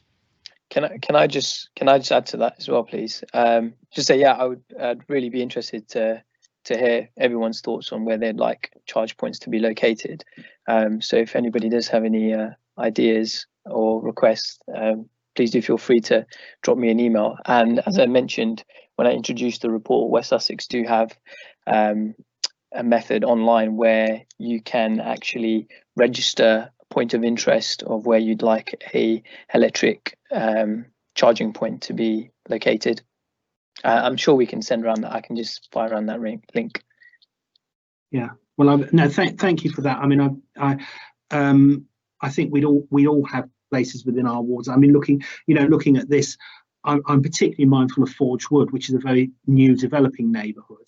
And actually the only sites mentioned here in Forge Wood are on the west side, around the neighbourhood centre. There's nothing east of the Balkan Road at all. And that's an area that's building out very rapidly at the moment, or was until the coronavirus hit us. So certainly that's an area that I'd like to make some suggestions, and I'm sure other ward members will have others in their own areas. Some of that may be covered already with the West Sussex land that is put forward. Correct me if I'm wrong, Louise. So as I say, it's all of West Sussex highways, so every single road, pavement, like labour that actually is owned by West Sussex is included. So the ones on the list are just sites that are in our ownership in addition to that. So.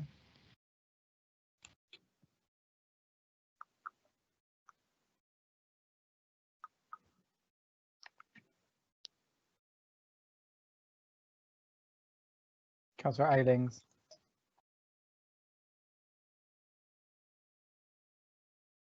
Microphone.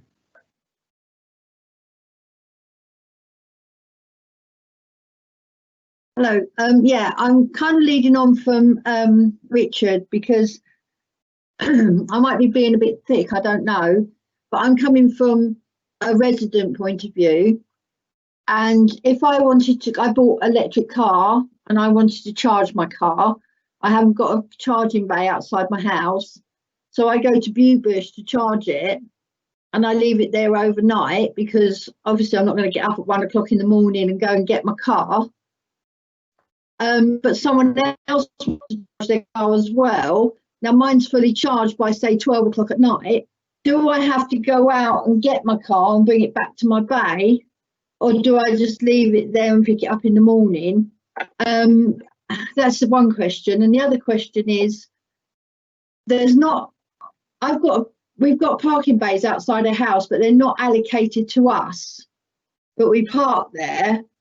Now, if they've got a charging bay on that parking bay, does that mean nobody else can park in it? Or does that mean it's just allocated to me? Because there's not enough bays for the amount of people. So sometimes I have to park in the bay up the road, and sometimes someone else is parked in my bay, which is outside my house, because it doesn't belong to me, it's just outside my house, which would be where the charger would be.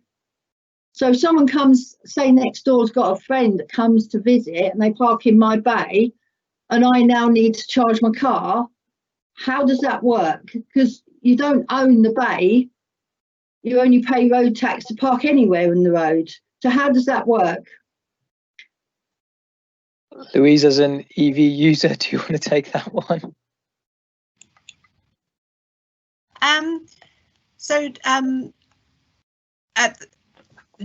As if the charge points are on they're publicly available on public land, then they are available to EV users on a first come first serve basis.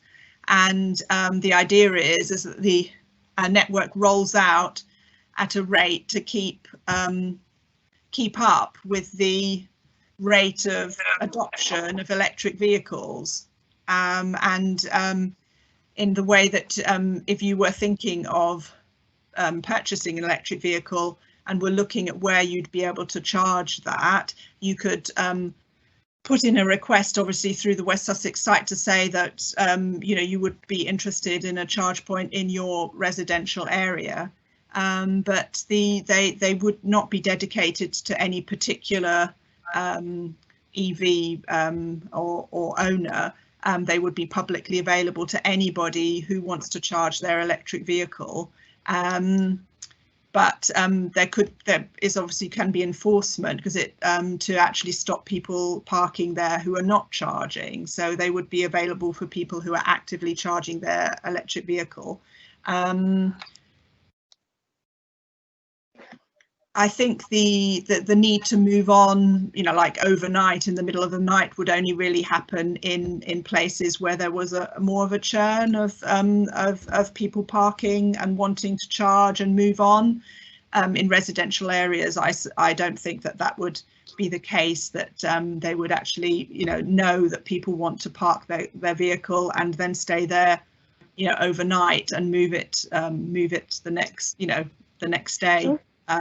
See, I've got an issue with that, because if someone comes and parks in the space and charge their car, it's now fully charged, but they've not moved it. I come home from work, I can't charge my car because they've got their car in there fully charged and they're not moving it. So I can see there's going to be an argument between somebody that wants to charge their car and somebody who hasn't moved their car because it's now fully charged. You don't know where they live to knock on their door. So how can you solve that issue? So there is a lot of this publicly available charging infrastructure, like in London, where again, the idea is that the number of charge points at any location keeps up with the demand for those, and that you might have to, if the one in your street isn't available, you might actually have to go to the one in the next street if you really need to charge at that point. I mean, at the moment, the way the capacity of electric car batteries is working, they have a range now of sort of 150, 200 miles. You probably don't need to charge your car every day unless you have very long journeys. The average mileage usage of a car is about 40, maximum of about 30 to 40 miles a day. So it's not something that you necessarily need to do all the time, and people will find different charging strategies that work for them, depending on the usage they need and when they need to charge the car up. So it is something you get used to as you're when you own the vehicle, and get used to a pattern of when you want to plug in.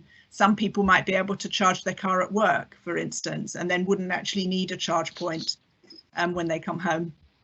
Okay, I'm just going by, the other day I came home to my house and I couldn't park in the bay that's outside my house, which is fine. If someone's parked there, that's fine. So I parked in another bay further up the road, and when my husband went to go to work, because we used the same car, he couldn't go to work because they parked over the front of their car because we parked in their bay. Well, doesn't belong to them. And I can see an argument come in because we got into an argument with that person. And I can see an argument coming when somebody is wanting to charge their car. They can't charge their car because someone else is in the bay and hasn't moved it because they're fully charged, but they're not coming back to their car till 6 o'clock in the morning. And the person wants to charge their car. They're going to work the next day and they need their car charged. Do you see what I mean? I can see there's going to be an argument over that. And I just wondered how we were going to get around that.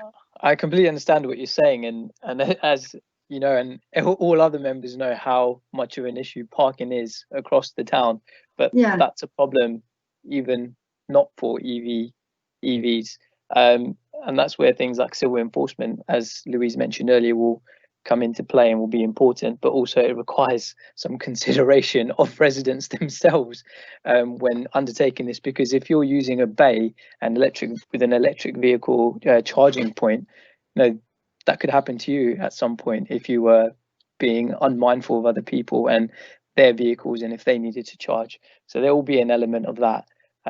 This is just thinking out loud, but obviously with the rollout of this, when we do our comms work, perhaps this is something we could include about having some considerations for neighbours, etc. But it's a fair point, Marion. Thank you. Councillor Tina Belbin. Hi, thank you. But presumably, because West Sussex own a lot of the verges and community centres, a lot of these points will be at community parking and not outside one person's house anyway, parades and things. But what I was also going to make was, the DVLC must obviously know where the electric cars are in the country from their database. Will we later on be able to access that, so we'll have a rough idea of where is popular for or West Sussex? Will they have an idea of where in the county there are more electric cars to help them sort of plan this? Good question. Louise, do we know about that? I'm afraid I don't know the answer to that. I'd have to find out whether that data is shared. We obviously know about the number of registrations, EVs, but I'm not sure if as part of the research that was done by West Sussex County Council, where they had more of an insight in exact locations of current EV ownership. So I don't know the answer to that, sorry. Yeah, and sort of following on for that, we're obviously encouraging our taxi drivers to go either to electric or hybrid cars.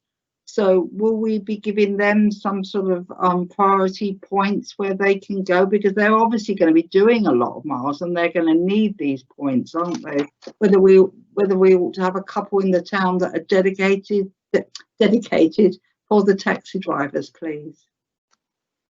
Have you thought of that one? I'll take your question in two parts. You're absolutely right about how we're trying to encourage taxi drivers to go towards lower emission vehicles. You'll recall the licensing policy that went to licensing committee. I think is coming back soon, of moving to the Euro 6 policy. As for dedicated points for taxi drivers, I'm not sure on that one, Louise, if there's anything on that. But I'm assuming, as West Sussex have put out all of their land, there'll be places where main taxi ranks are, which will have charging points. So I can just add that obviously some of the taxi drivers might have their own opportunity to charge if they own their own vehicles, might have off-street parking and actually be able to charge when their vehicles are at rest and they're able to charge in that way. So it won't be all taxis that will require publicly available charge points. There will be two different types, I guess. They'll either be if they needed to recharge during their working day, if the capacity of their battery was not enough for all the long journeys, and then they would be looking to use a rapid charger. I mean, there already are several options of those available in our Orchard Street car park and at Pease Pottage at the service station, so that's the sort of rapid charging. We wouldn't necessarily want to provide charging infrastructure actually at the taxi ranks, because those are active places where we want the cars to be moving on. We don't want 20 taxis to be parked up charging their cars at a taxi rank. So it's actually thinking that through about where would be the best locations, where would be the best locations for those. We haven't specifically made a plan for that, but I guess we could work with the taxi association if they are thinking of rolling out more, and look at where there might be locations that would be suitable for them to actually do that stopover and do the rapid charging. Thank you.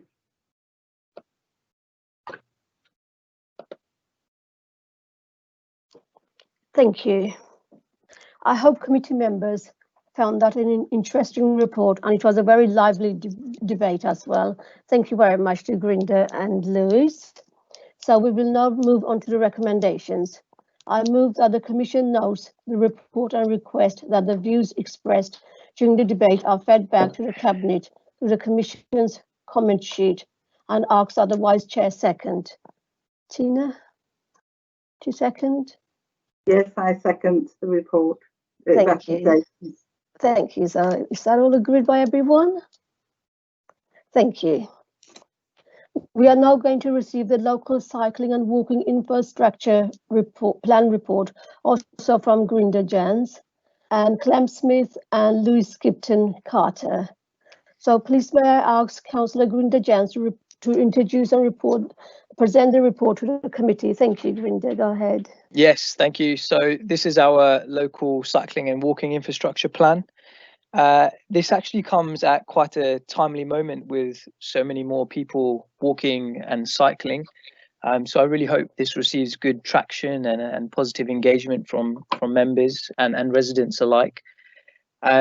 Again, this feeds into our climate emergency work and hopefully can encourage and embed longer term modal shifts that we've been seeing at the moment, where more people are shifting towards sustainable transport. So hopefully that positive behavioural change can really be embedded longer term, and hopefully this is a plan that can help to do just that.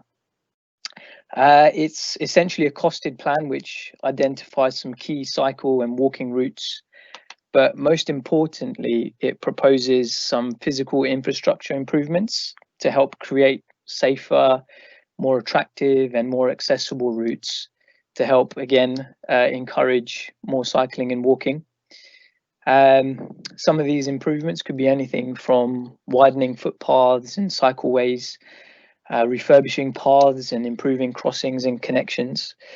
You can actually see more details of these on each of the routes that have been put together in the LSWIP in Appendix 4, I believe. From reading the report, you'll find a section which shows that Crawley's levels of walking and cycling are actually below national and county averages. And I found this quite surprising and quite concerning, especially when we consider the fact that Crawley really has some of the raw ingredients to be an ideal place for active travel. For example, we have relatively flat terrain and a lot of our shops and places of work are all within walking and cycling distance from people's homes. Some of the reasons for these low rates are to do with safety, to do with busy roads and that have fast traffic. There's also poor connectivity of cycle and walking routes, and the infrastructure itself isn't in particularly great shape. And people often complaining about having insufficient space on the walking and cycling paths, and often quite worried about collisions. So this plan basically aims to help improve this infrastructure and get more people to walk and cycle. Also helps us to meet the DFT's target to double cycling journeys by 2025 and to generally increase walking trips in this time. We now want this draft to go out for a wider consultation to help shape the final version, and our aim is for it to go out for consultation before the end of June, and this will be for an extended period running up until the autumn to give sufficient time to have a good thorough consultation. Questions?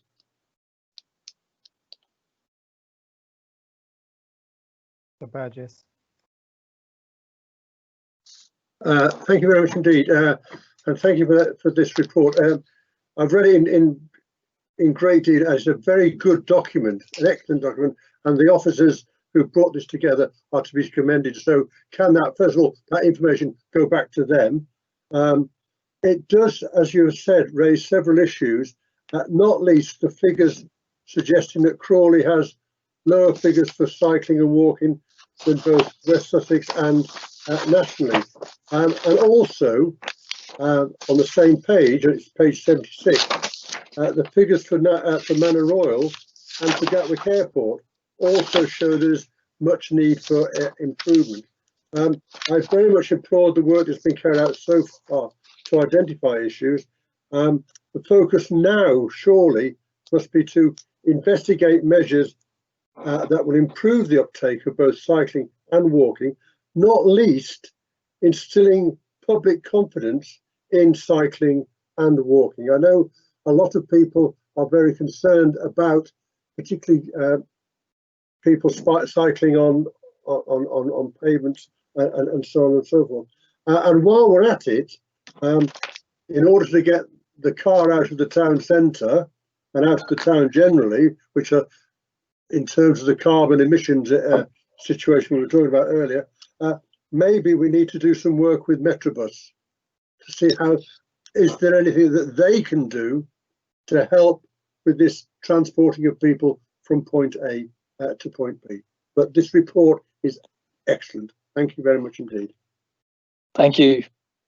Thank you for those comments, Bob. And can I echo everything you've just said? The officers have been amazing, and their expertise and knowledge on this is so impressive. And as a still relatively new cabinet member, they've been brilliant with me in bringing me up to speed in all of these issues. So yeah, all credit really goes towards them.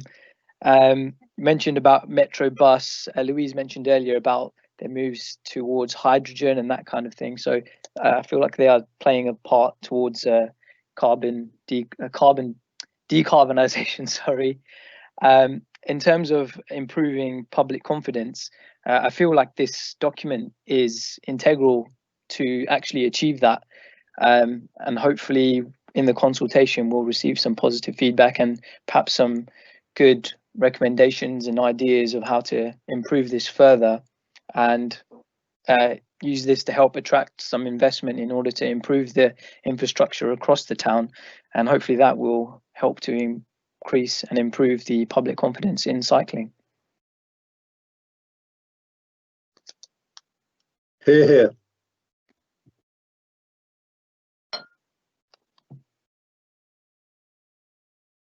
Councillor Belbin.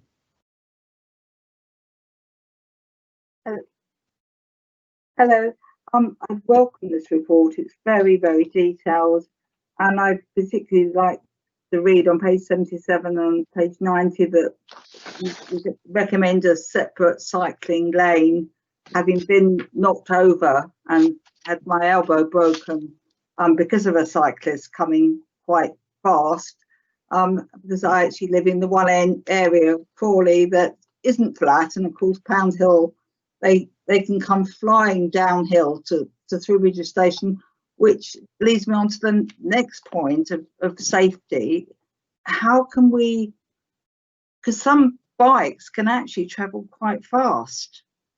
I don't know how we monitor that, but on page 94 we actually say that in Pound Hill route is monitored at the moment.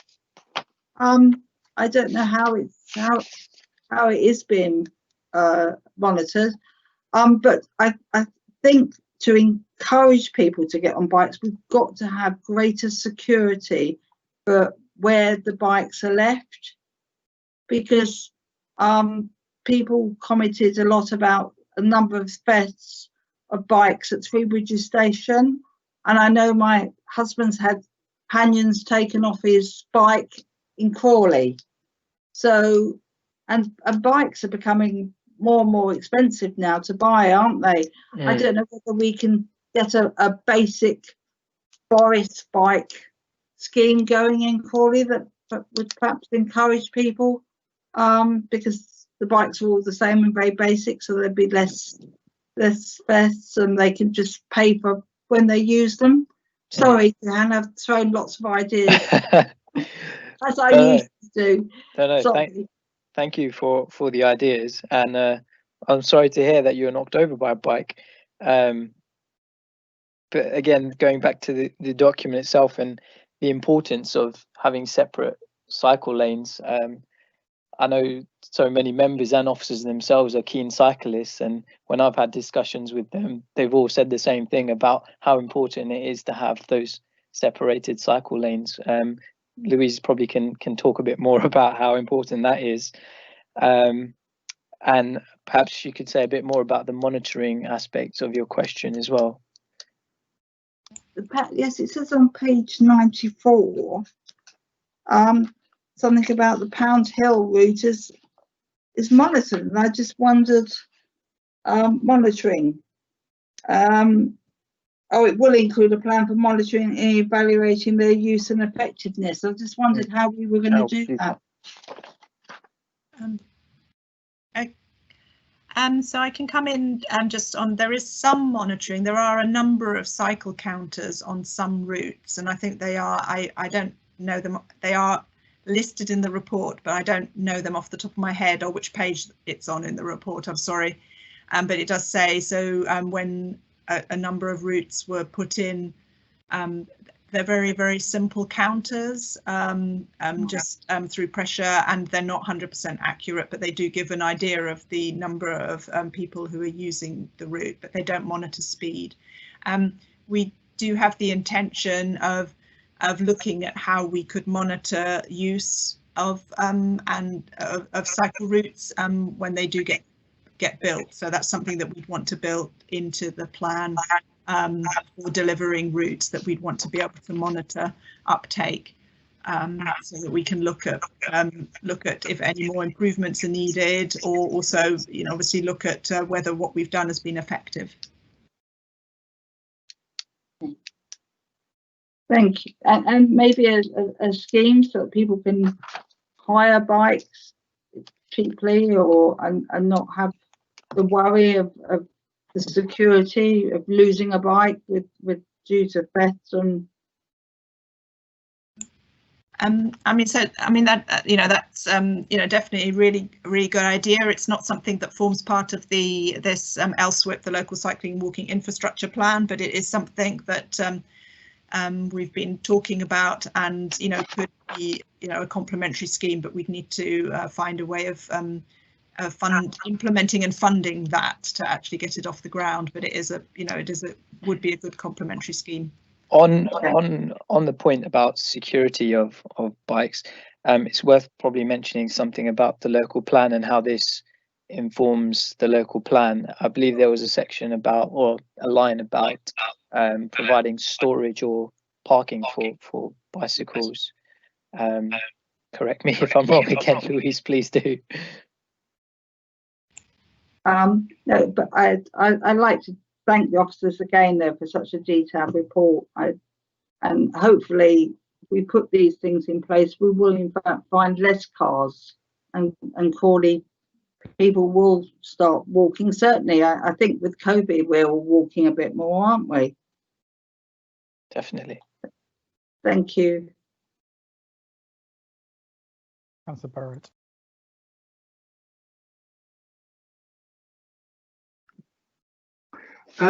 Yes, thank you. Well, I'd also like to thank officers and the cabinet member for this report. It's, as others have said, it's very, very detailed. There's a huge amount of work gone into it. The only thing I would say about it, and this is meant to be constructive, I'm not trying to be critical, but it's something I said about the transport strategy a few months ago. When you read through it, there is a certain amount of repetition in there. Some of it is probably necessary, but there are some paragraphs and some passages that you think, hang on, I've read this before a few minutes earlier, and some of them appear 2 or 3 times when you take into account the appendices and the separate sections about the way the plan was developed. And some of that is necessary, I appreciate, but it's just a comment that there is a certain amount of repetition there. Perhaps we could lose before this goes out to the public. And again, it's a very good report, and I'm, like other members who've spoken, I'm very much in favour of encouraging cycling and walking and doing everything we can to try to promote that and to try to enable active travel and to make life as easy as possible for people who choose those active travel methods, and to enable more people. But, and this is the stumbling block for me, I don't think at the same time we want to inconvenience those who are not able or who don't choose those choices by the infrastructure we put in. And that's where I think we need to strike a very careful balance with what we do in terms of not creating other problems which have a knock-on effect elsewhere. And that's why, I mean, I would have to say with anything like this, the devil is in the detail. The main report is very, very positive, and as I read through it, I thought, yes, great, this is brilliant. But then I started to go through the appendices, and there were some concerns that I had. And again, I'm trying not to be negative. I'm trying to look at this in a constructive, positive way, and just say, can we be mindful of these things? Looking through the appendices, and particularly the detailed individual pages that go through schemes A to P or whatever it is, which have some, and they are in quite small writing, but I did manage to get there with all of it, I think. the detailed explanation of all the proposals and exactly what each scheme would involve. And what concerned me is some aspects there. There's a lot of references to raised tables at junction and residential streets which come off of major distributor roads which would cross cycle lanes having raised platforms. For example, in my own ward, I think it mentioned Grattan's Drive, Milton Mount Avenue and Woodlands. Now, if you install raised tables at those three junctions very close to each other, I know I will get complaints from some residents who say, well, we've got to drive over those every time we go to from our homes. And I know it's about striking a balance, but that is one aspect that does concern me, because when you look at this in its totality, if we are able to implement it, I hope we will, in the way that they're listed here, that would mean a huge number of these raised tables all over our residential neighbourhoods. And I suspect there is going to be some resident concern about that. Similarly, there's reference to reduced width entrances to some roads, reducing the number of lanes on carriageways some of our major distributors in order to accommodate. There's reference in a couple of them, I think, to possibly introducing chicanes. And I would just say, be very, very wary of that, because we all remember what happened with Maidenbow, where chicanes were put in. They were very, very unpopular, and they eventually had to be taken out. One area, I think, talks about a possible shuttle in Ifield Road in West Green. And there's also references in one or two of them to possible closures of ends of certain roads, points of certain roads. And if I can just give some examples about fitting these together. And again, as I say, I'm trying to look at this positively for how we can actually anticipate possible problems and avoid them. The shuttle system that's suggested for the town end of Ifield Road, which I assume is the area where the shops and the former Rose and Crown pub is, which obviously is quite a narrow, congested area.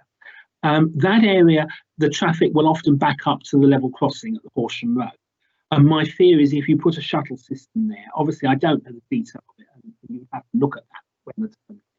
If you put a shuttle system there, you may well create more congestion going back to the level crossing, which then has a knock-on effect into Southgate. There's also a reference, I think, to possibly reducing some of the traffic width in Southgate Avenue.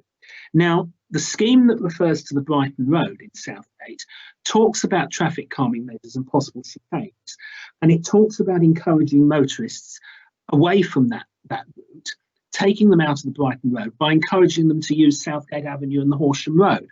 But if at the same time you've reduced carriageway width in Southgate Avenue and created more congestion in the Horsham Road by the knock-on effect from the shuttle system in Ifield Road, you're actually diverting traffic into areas that are already becoming more congested.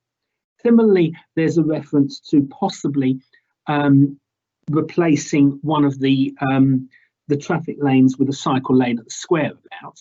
I would have to be very, very dubious about that, because living very close to that area, I know how bad the traffic congestion can be at peak times. It will back up all along Wharf Avenue, and if you pick up one of the lanes leading to the town centre, that will get a lot worse. There's also a reference to one or two potential road closures. I think it's talking about, if I've read this correctly, the Titmus Drive junction with Winchester Road, so in Tilgate, so that traffic would have to go one direction down Winchester Road rather than the other. Again, I can see that being unpopular with residents, because that's happened where roads have been closed elsewhere like that. So I think what I'm saying is, whilst this is very good in what it's trying to achieve, can we please be very careful of the knock-on effect? Now, as county councillors, we've not had any detailed consultation about any of the effects on our divisions for any of these schemes, and I know we haven't as individual borough councillors. Can we be assured that that will happen before any decisions are made? Because what we don't want to happen is to get into a situation where the plan as a whole is agreed, and that is taken to mean implementing all of these schemes in the exact detail that's done in the appendices here, without local members, both at borough and county level, and local residents being able to have their say and say, actually, this particular aspect of the scheme is going to cause this problem, or it will exacerbate an existing problem, or indeed it will solve a problem. We don't know, but we need to have that conversation and to enable residents and members to say that up front, because what we don't want is to get into a situation like we had with the maiden badge campaigns, where something goes in, it's really unpopular, and money actually has to get back out again, because the public look at that and say, well, why on earth did they do that in the first place? So it's really just a plea that it's great to improve the cycling and walking infrastructure. I'm totally behind it, but we need to make sure that we don't create problems for other road users at the same time, in a way that is disproportionate to what we're trying. Thank you so much for that, Richard. That was some really detailed points, and I'm completely taking it as constructive criticism, and I do really appreciate that. And as I mentioned, this is going out for consultation, so there'll be plenty of opportunity for members and residents alike to be involved in this process to shape the final version of it. And this is more of an offer to you, because it sounds like you have read this thoroughly and have some quite interesting suggestions and helpful suggestions. So perhaps we could maybe sit down, or you could email me through some of those suggestions, and we can work on some of them and see what's going on with some of those areas that you identified. On some of the issues on raised tables, and you mentioned about not inconveniencing other people who are maybe not cycling or walking with the infrastructure improvements that we hope to implement.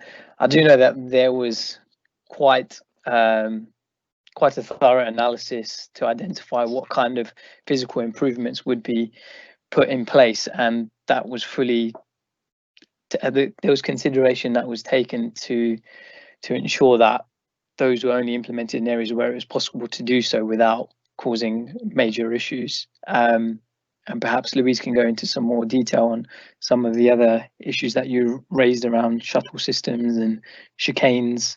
But yeah, if you would like to send through some of those points that you raised to me, perhaps we can have a chat about them offline or something. Yeah, absolutely. Thanks. Thank you. I just wanted to add that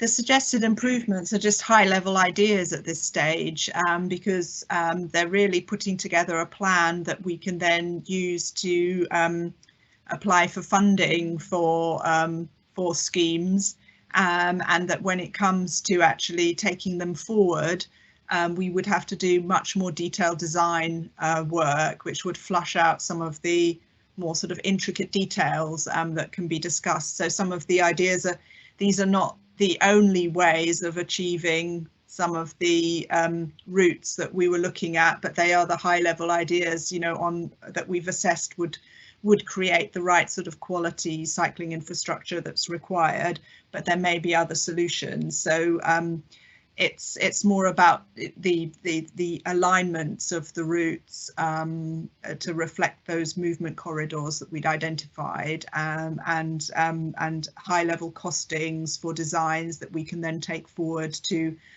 apply for funding from different funding sources. That are the sort of key points from this study.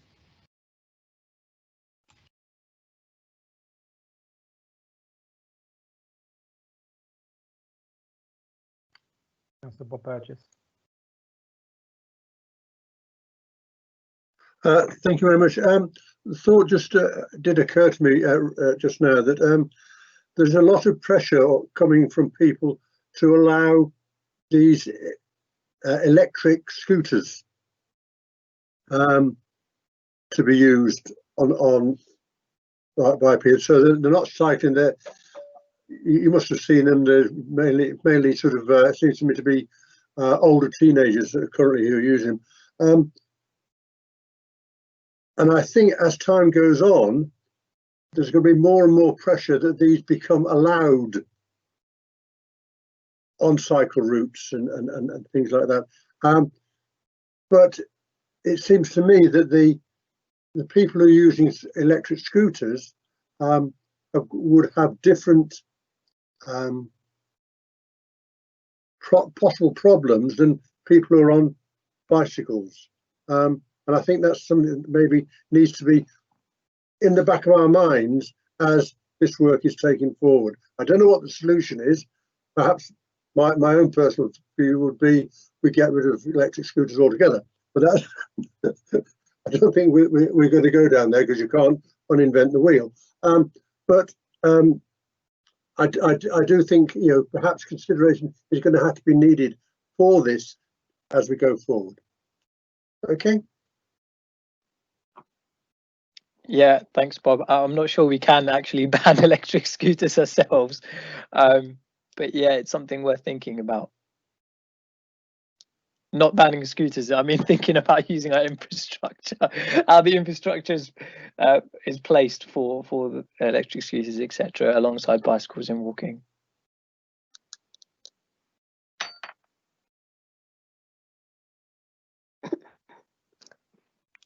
Thank you for that. Does any other members wish to make a comment, please? If you could please indicate. So it doesn't seem like anybody wants to speak. So all the committee members have had the opportunity to speak. So we will now move on to the recommendations. Sorry, Richard, did you want to speak, or are you just there? Well, thank you, Chair. It's just a very quick one, really, just to say I wasn't going to move an amendment to the recommendation, but just to say, can we please make sure that there is something in our comment sheet about involving ward members and indeed county councillors in discussions about this. I think it is exceptionally important in this case that we get it right and we make sure they're included. Okay, Richard, it will be done. Thank you for that comment. So I move that the Commission notes the report and request that the views expressed during the debate are fed back to the Cabinet through the Commission's comment sheet, and asks the Vice Chair to second. Tina? Yes, I second.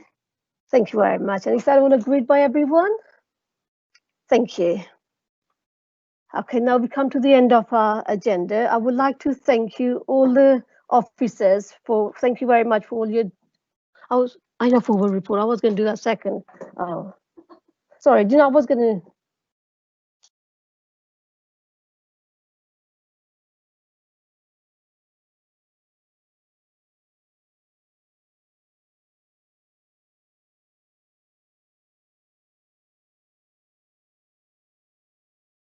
Speaking then.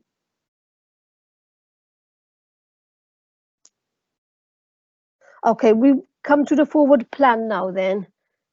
Okay, the forthcoming decision list is featured on your agenda and also on the Council's website.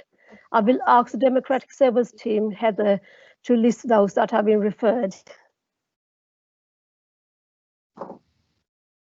Okay, thank you very much, Chair. The forthcoming decision list that we've got, I'll just go through. So the ones that we've got listed so far are for the Cabinet on the 30th of September, which is for OSC on the 28th of September. The current reports are, we have the budget strategy for 2021-22 to 2025-26 and the Crawley Arts and Culture proposition. I know we've had the discussion earlier about the monitoring report. So if there are any changes on the forthcoming decision list, that will need to be changed by officers, and then the OSC agenda will be updated accordingly. But currently for the OSC on the 28th of September, we have 2 items if you look at your agenda. And then we have nothing for OSC on the 2nd of November, we have nothing for OSC on the 7th of September. So the next one is the OSC on the 28th, which is budget strategy, and Crawley Arts and Culture, which is the 2 items you already have referred. And then the next one is OSC on the 23rd of November, which is Treasury Management Mid-Year Review and the budget monitoring, which may or may not now be moving, and budget strategy mid-year review. So given the discussions we've had earlier about budget monitoring, are there any other reports the Commission would like to see referred? Barrett. Yes, thank you. Can I say my understanding of what Paul, I can't remember if it was Paul or Karen answered my question earlier, was that there would be a budget monitoring for Q1 going to the 30th of September Cabinet, and then the Q2 one would still go to the 25th of November Cabinet, which is the normal pattern, because it says here budget monitoring Q2, and then in brackets it says Q1 and Q2, which seems to suggest it was being combined, but now it is combined. Yeah, currently, but it will currently it is down for combined, and it's the 23rd of November. That will need amending by the officer, and should it be going to 28th of September, then should the OSC wish to refer it. But my point is, if it does go to the 30th of September, it will only be for Q1, because Q2 wouldn't have finished by then. Exactly. That would still go to the November one. My personal feeling is, given the importance of this and the fact that it's going to include so much information about what happens, what the effect on the council's budget of the COVID response, etc., I would like us to see this both at the end of Q1 and Q2. So if it does go in September, I would ask that we refer it, and similarly in November.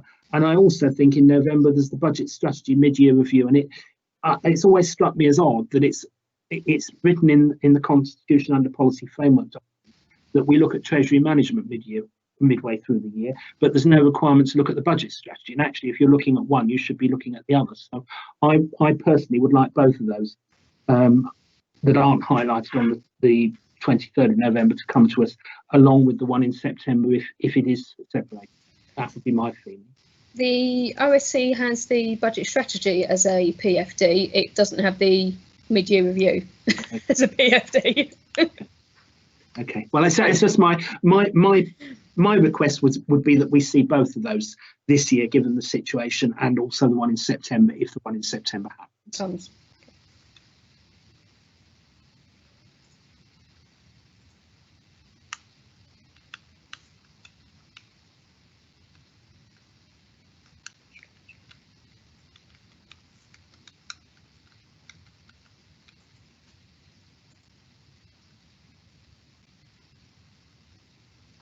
Thank you, everyone. That was a very interesting, today we had such interesting, reports from all the officers, and very, very interesting debates as well. So I would like to thank all the officers for their detailed reports, and also to Grinda for presenting such interesting topics. Thank you, Grinda, and thank you all the officers. And also I'd like to thank you, Heather and Chris. They're working so hard actually for these meetings, actually. Thank you. I think it's went quite well today. So as there's no supplementary agenda, with the business of the Overview and Scrutiny Commission of 22nd June concluded, the meeting is now closed at 21:38. Thank you everyone for participating, and good night. See you next time.